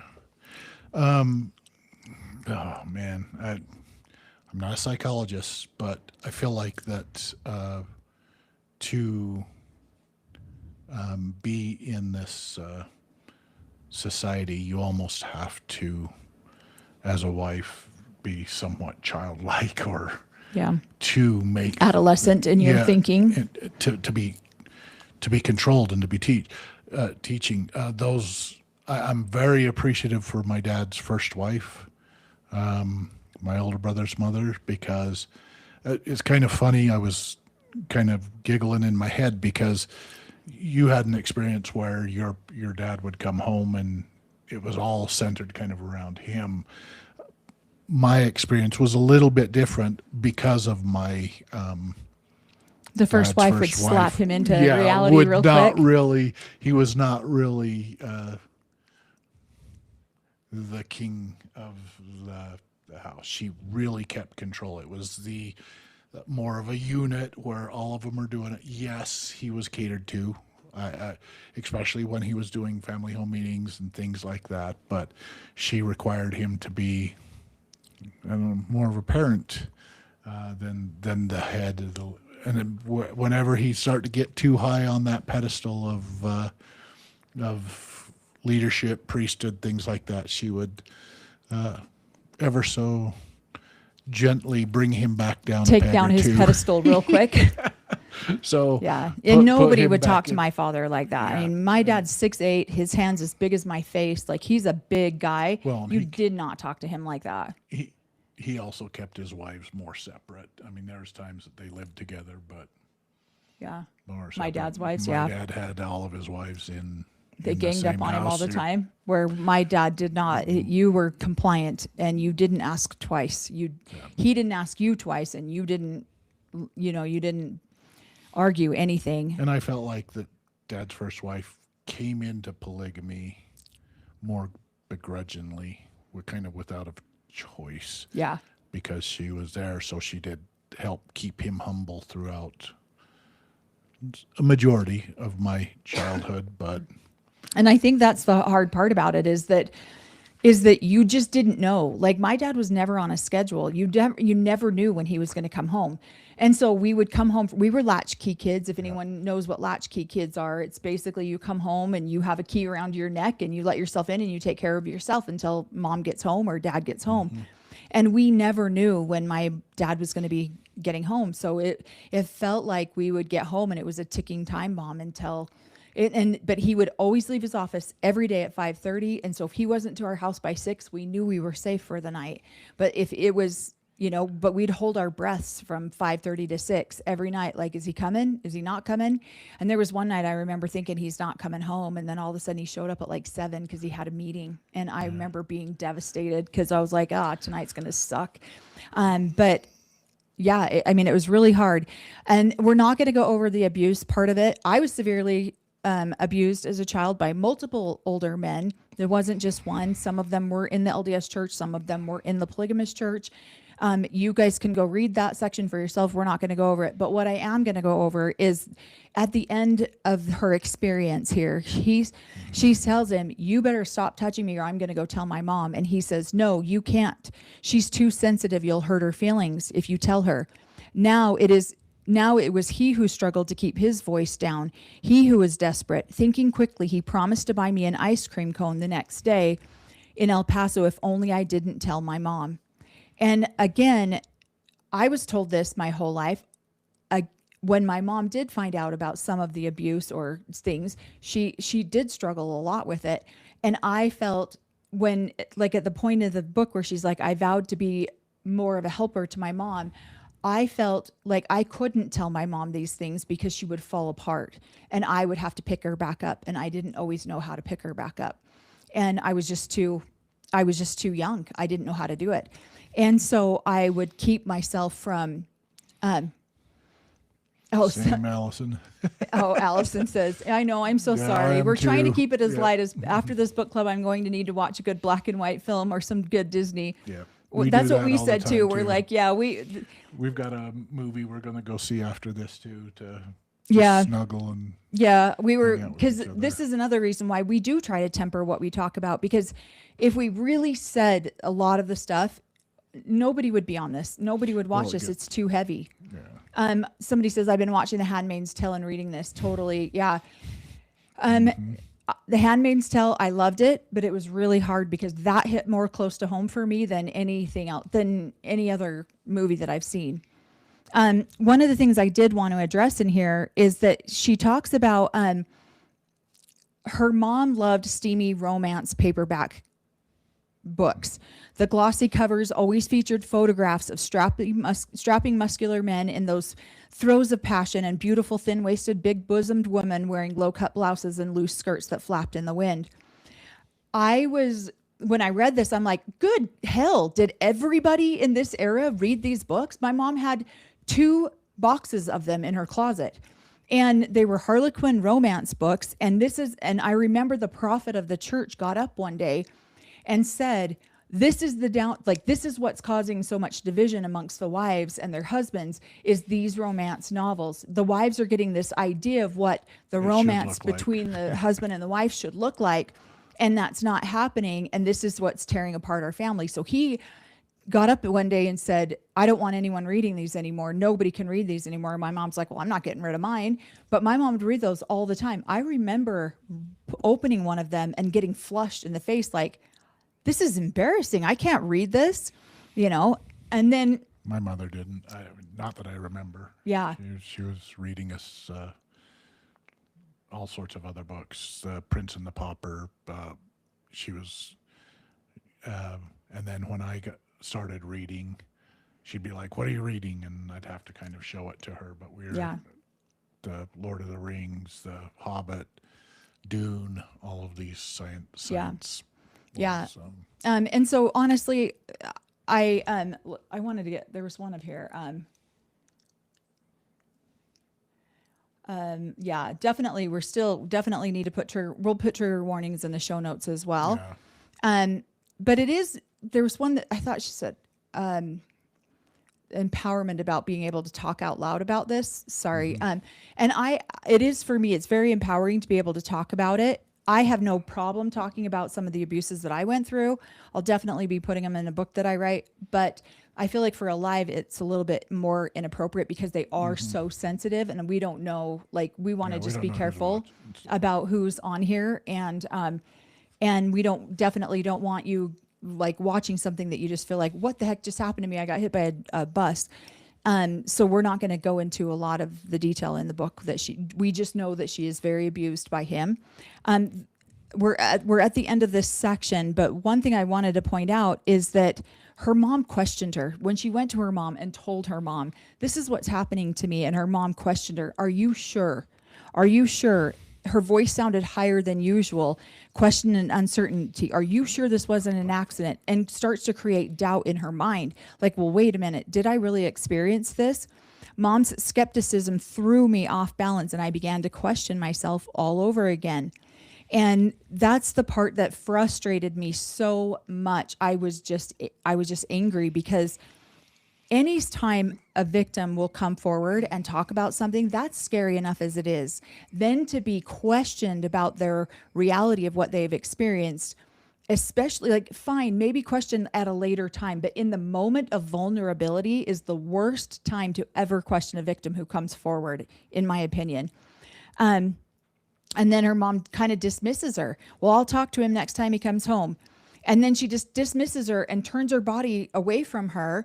So here's this innocent little girl who has just confided in her mother something that will literally change the course of her life forever. She'll never be able to not remember that again. And her mom turns her back on her like that. And then Lane comes to her the next day or the next time she sees him. Your mom says that I hurt your feelings. Really? Okay, this is where I got to temper myself. He said that in a flat, tired voice. I just wanted to say that I'm sorry and I won't touch you again. With his head down low, he slipped into his army boots and laced them up. He never apologized, never said he did anything wrong.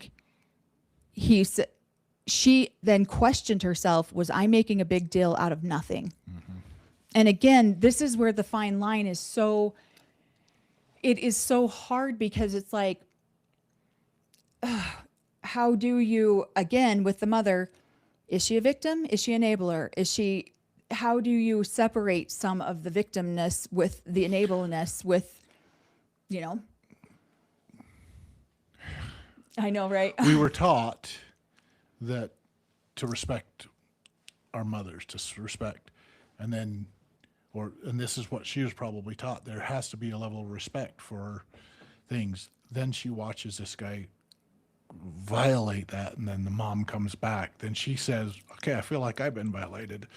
And her mom's like, "Are you sure?" type thing. And yeah, as a little kid, are you questioning everything that You're always questioning your reality all the questioning time. your reality of like, what the heck? Yeah. Am I the one? What's Cody's favorite word or something? Gaslit, or you kind of, as a kid, feel gaslit a lot of times Yeah. with what reality actually looks like. Yeah. We're taught one thing, but the behavior is this way. We were taught one thing, but the behavior is this way. It's just Right. And I it's agree with stunning. this, Jenna. Thank you for stating that. The mother is a victim and an enabler. And I do agree with you on that one. This question right here. Have you guys healed to the point that if one of your abusers, man or woman, came to you and asked for help escaping the religion, would you be willing to help them? Yes. That I didn't know what you were going to say. I was curious. I mean, I figured you'd say yes, but yeah. Yeah, I absolutely would, because no one deserves to constantly live in a state of abuse ever. And I mean, I feel like, yeah, we have, and if we couldn't help them, we would, I don't know that I would lead them in the direction of help. Here's somebody who can help you at a more personal level than I can. Again, this is why we partner so much with Holding Out Help, is because they have the professionals that know how to do this, especially when it comes to polygamy. And they have helped over 4,000 people leave polygamy.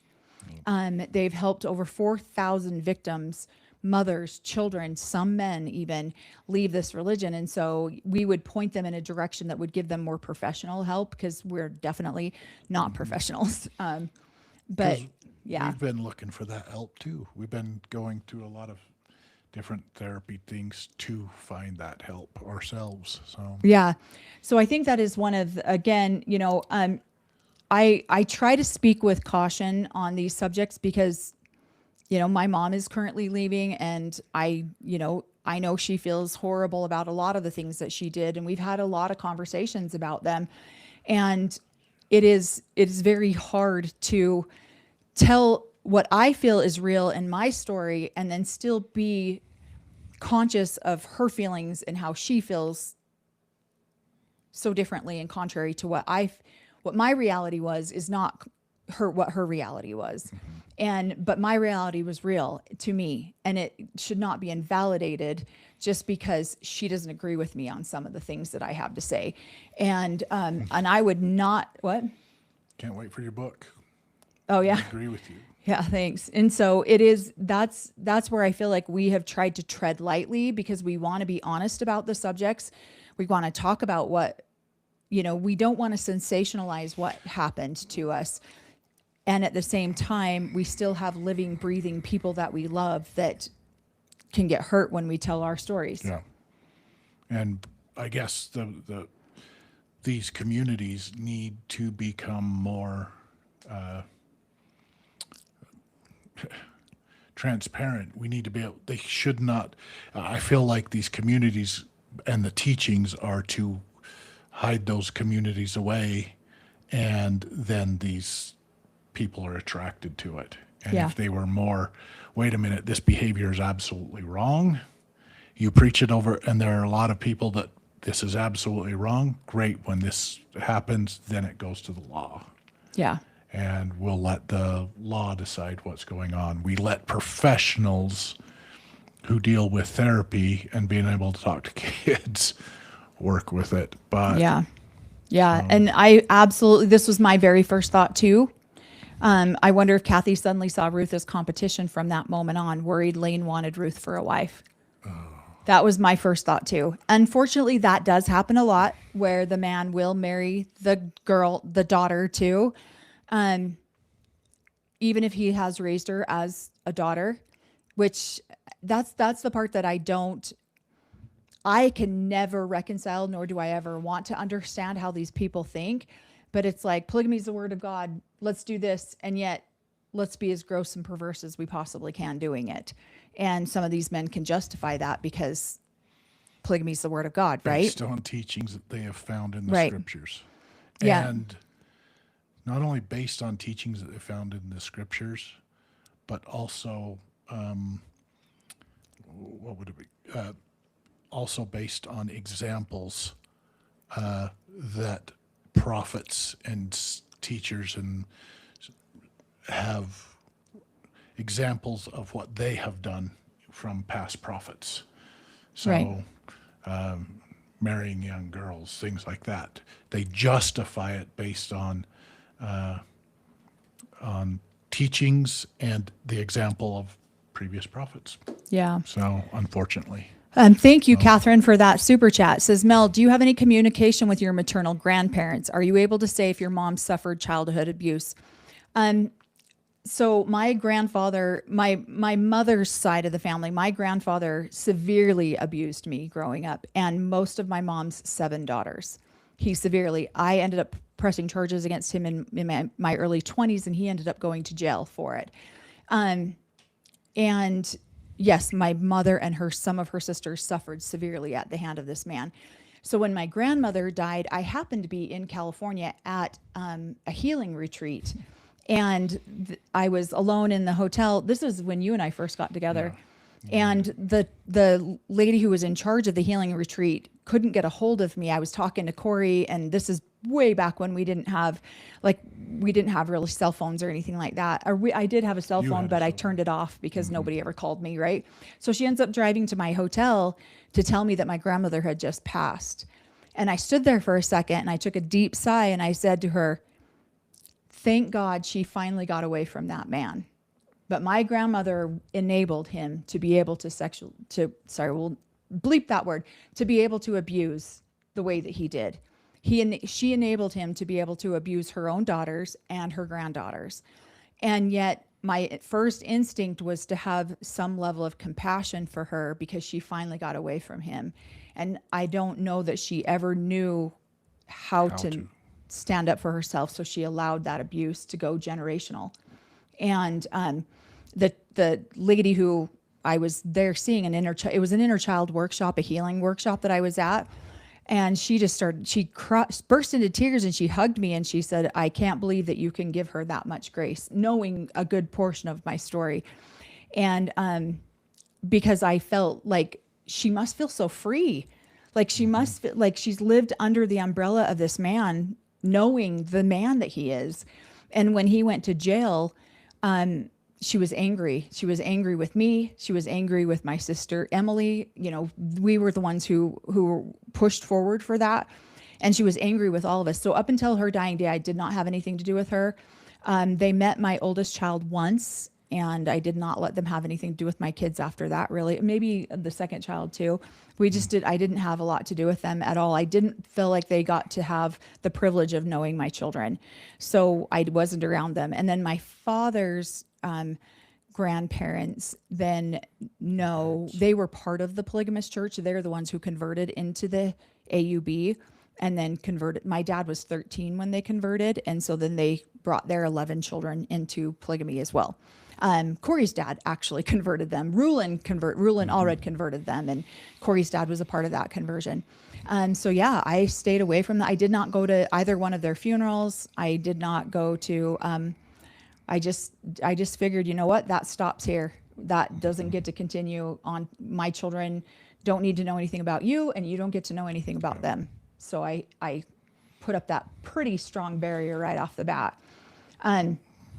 But yeah, somebody says, so hopefully that answers your question. That was kind of a long answer, sorry. But yeah, I've done a ton of healing around this subject. And so I feel like I can talk about it, but how do you talk about it in a live and still be respectful of people that are on the live? That's what we're learning to navigate right now. Yeah. And so, yeah, my kids don't have to live the life that I did. And I'm super proud of Melanie, because she was the one that broke that chain, that cycle. Yeah. She was the one that stepped out and away from our upbringing and our teaching and said, no, this needs to go in front of a court system. Yeah. So, Yeah. And honestly, I mean, the church got involved, the LDS church, the bishops, the stake presidents. I mean, it was a big, huge process. And I was just like, no, not anymore. And then when I left polygamy, I literally was the first one out of about 350 grandchildren to leave. No one had ever been married into it and then left again.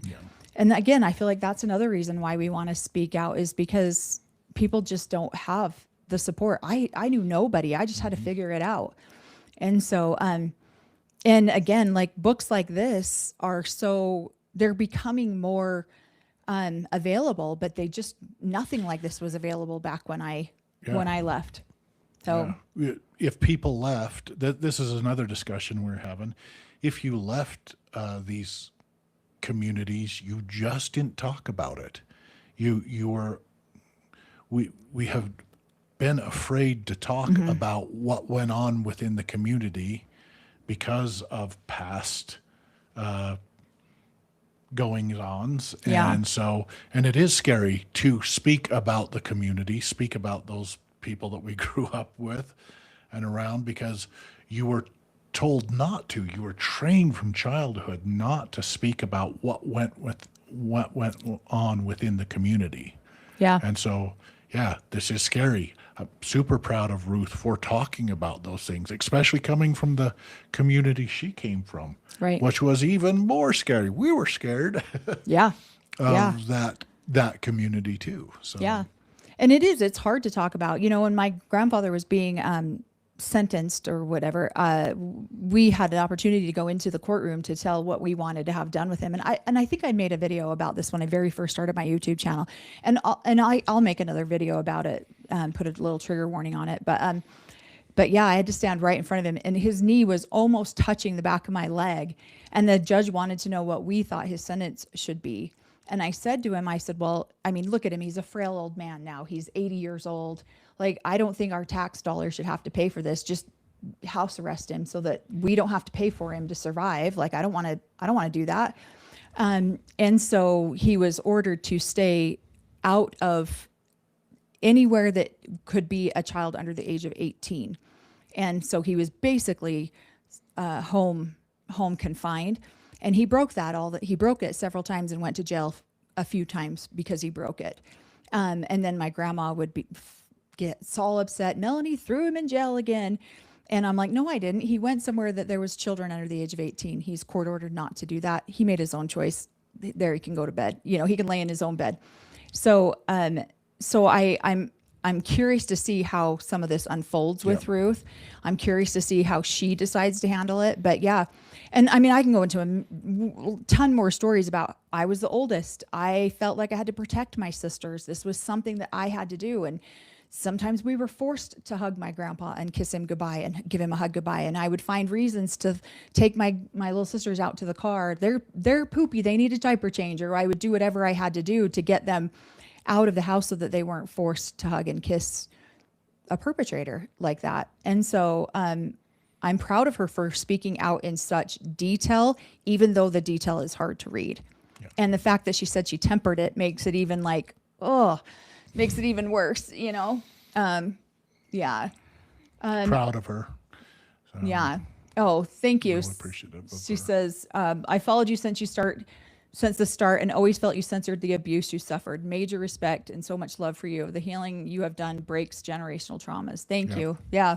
Because again, if we really talk about, This is why our daughter wrote us the.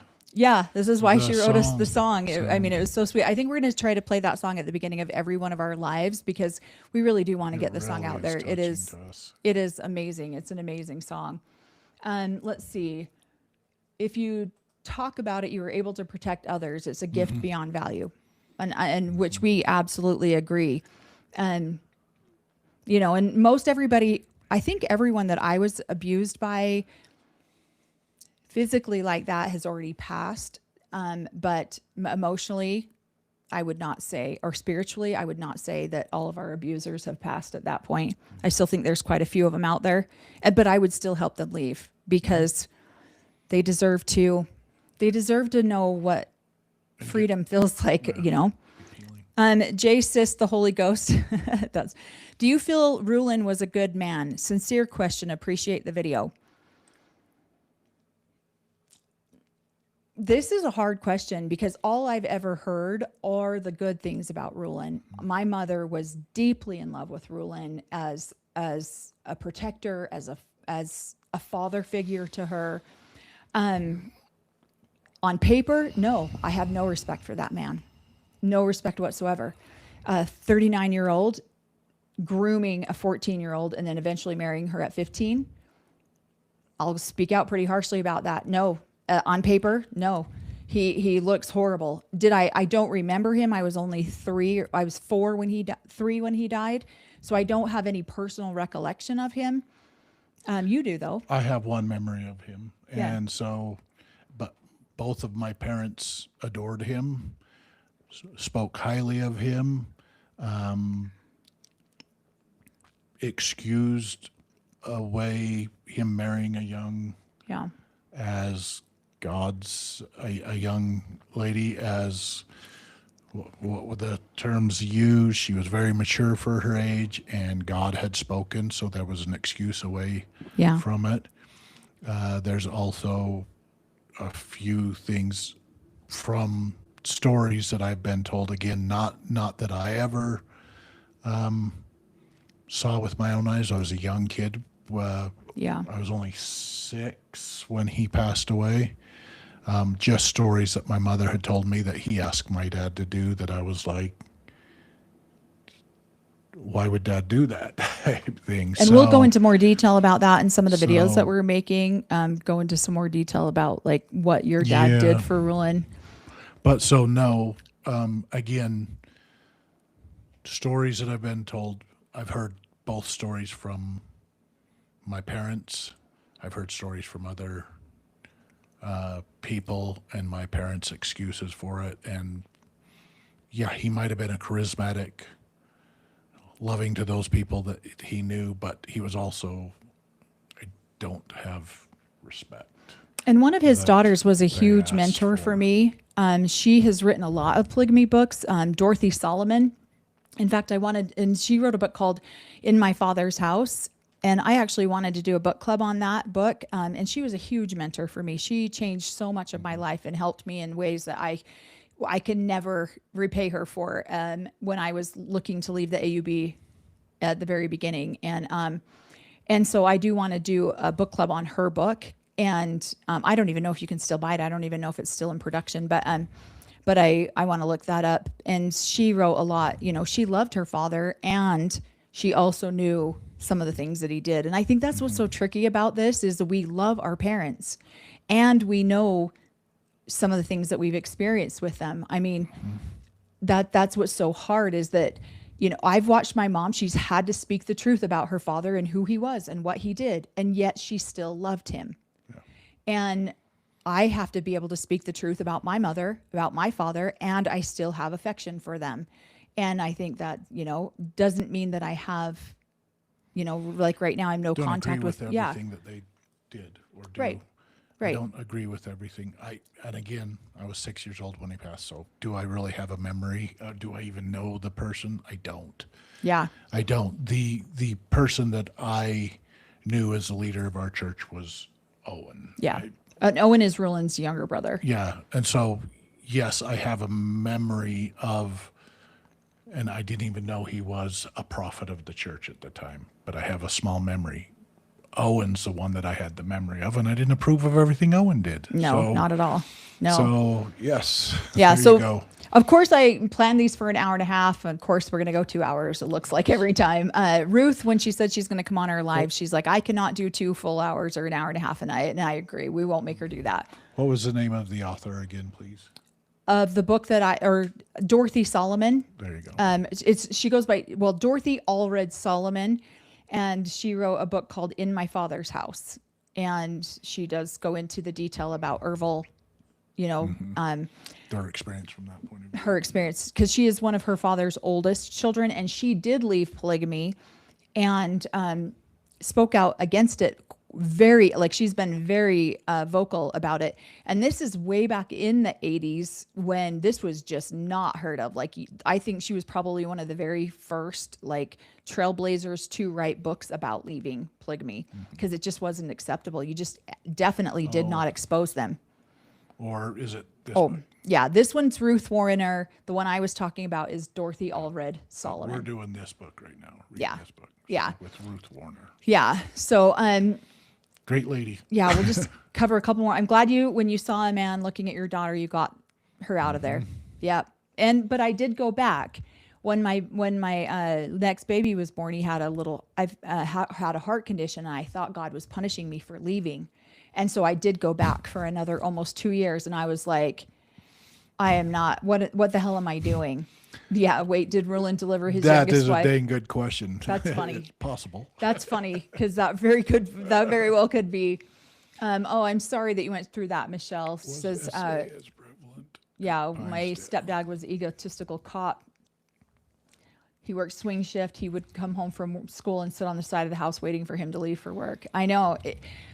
As children, we find every level of survival mechanism that we can, and it's unfortunate that we have to do that. And I hope that my children didn't have to do that with us. I don't know that they had to come up with any sort of survival mechanism. Oh, So, okay, yeah, temporarily out of stock on Amazon. I was looking for In My Father's House. Thank you. Yeah, I'm going to look and see if I can find it on audiobook, because I've never read it either, but I became very close to Dorothy for a long time in my 20s when I was leaving the Allred group, and I just really, really appreciated her as a mentor to me. So, it is available on Kindle, however. So yeah, definitely take a look at that book if you want to, but Question, was SA as prevalent at Pinesdale? I don't know that. You'd have to answer that. Yes. Any community, I feel like any of the communities that were hidden away from it lurked there. It popped up there. So Yeah. yes. Yes. Yes. Within all the communities. Yeah. And again, sorry, I should just speak for myself. In Pinesdale, yes, I heard of those kind of things. So yes, it happened throughout every stinking community, and we would hear rumors. I mean, I grew up with girls my age that also had things going on in theirs, and it's their own story to tell. But yes, when Melanie told me her story, it's a story that I'd heard before. So, Yeah. So yes, it is. And we will end it on this note. Your mom is so blessed that she has your grace and she can work towards healing both of you and your relationship. Yeah. Honestly, We are. I feel like we do a lot. We talk a lot with her. I know I still hurt her feelings all the time. I don't mean to, but I have to be able to talk and tell my experiences. And I do temper a lot because I just don't want to run everyone off, because it can be so dark. And we've healed. We're not in a place where we that lives in our everyday life anymore. We talk about it when it comes up. We heal through it when it comes up. So yeah. And here again, I am super impressed with her because My mom? Yes, because it would be easier based on other people within communities and things. It'd be easier for her just to keep the peace and pass on and gain her glory in heaven than to stand up, to leave the prophet, Right. to speak out against this at the end of living this 53 years, and basically based on what the prophet probably thinks and most of her community, that she is damning herself to hell to be able to speak out. Because she could just call it a day. I'm 71. I'm good. I don't want to pick up this battle. And she's picked up a battle picked up this battle and really, really worked towards trying to heal at the end of. And one of the biggest things is that she refuses to sign an NDA because she wants people to be able to use her experience to heal. She wants people to be able to use what she's gone through to heal and also maybe fight for legal rights of some sort too. So I really, I'm very appreciative of her that she's not just sitting down and shutting up and walking away. So, so thank you guys all so much for being on here. If you want to follow us on any of our other social media, we have Instagram, we have TikTok, and Instagram flows over into Facebook. But we do post I've been trying to do a little bit better on Instagram. But definitely follow all of our other channels. We appreciate it when you guys like and share our stuff. We really do appreciate that. And when you hype our videos, it really does help our videos get out onto YouTube a lot more. Lives, I don't believe you can hype them for like the first 24 or 48 hours or something like that, but you can always go back and hype them at a later time. So thank you guys so much. We hope everyone remember to do your healing work. Stay safe in your thoughts and your emotions. Yep. Take some time out if you need to. If you start to feel overwhelmed, because this is definitely a heavy book, get a glass of water. Go put your feet on some grass. Go hug a tree. Something that gives you some level of grounding and connecting. Because definitely we don't want everyone walking away traumatized by. And if you have kids, talk to them. So love on them. Love your people. Yeah. Tell your kids you love them, hug them when you can. So we definitely appreciate that. We appreciate everyone going on this little book journey with us and watching us heal through some of our stuff too, as we're still going. So thank you so much. And we will see you on the next book club next Tuesday. See you guys.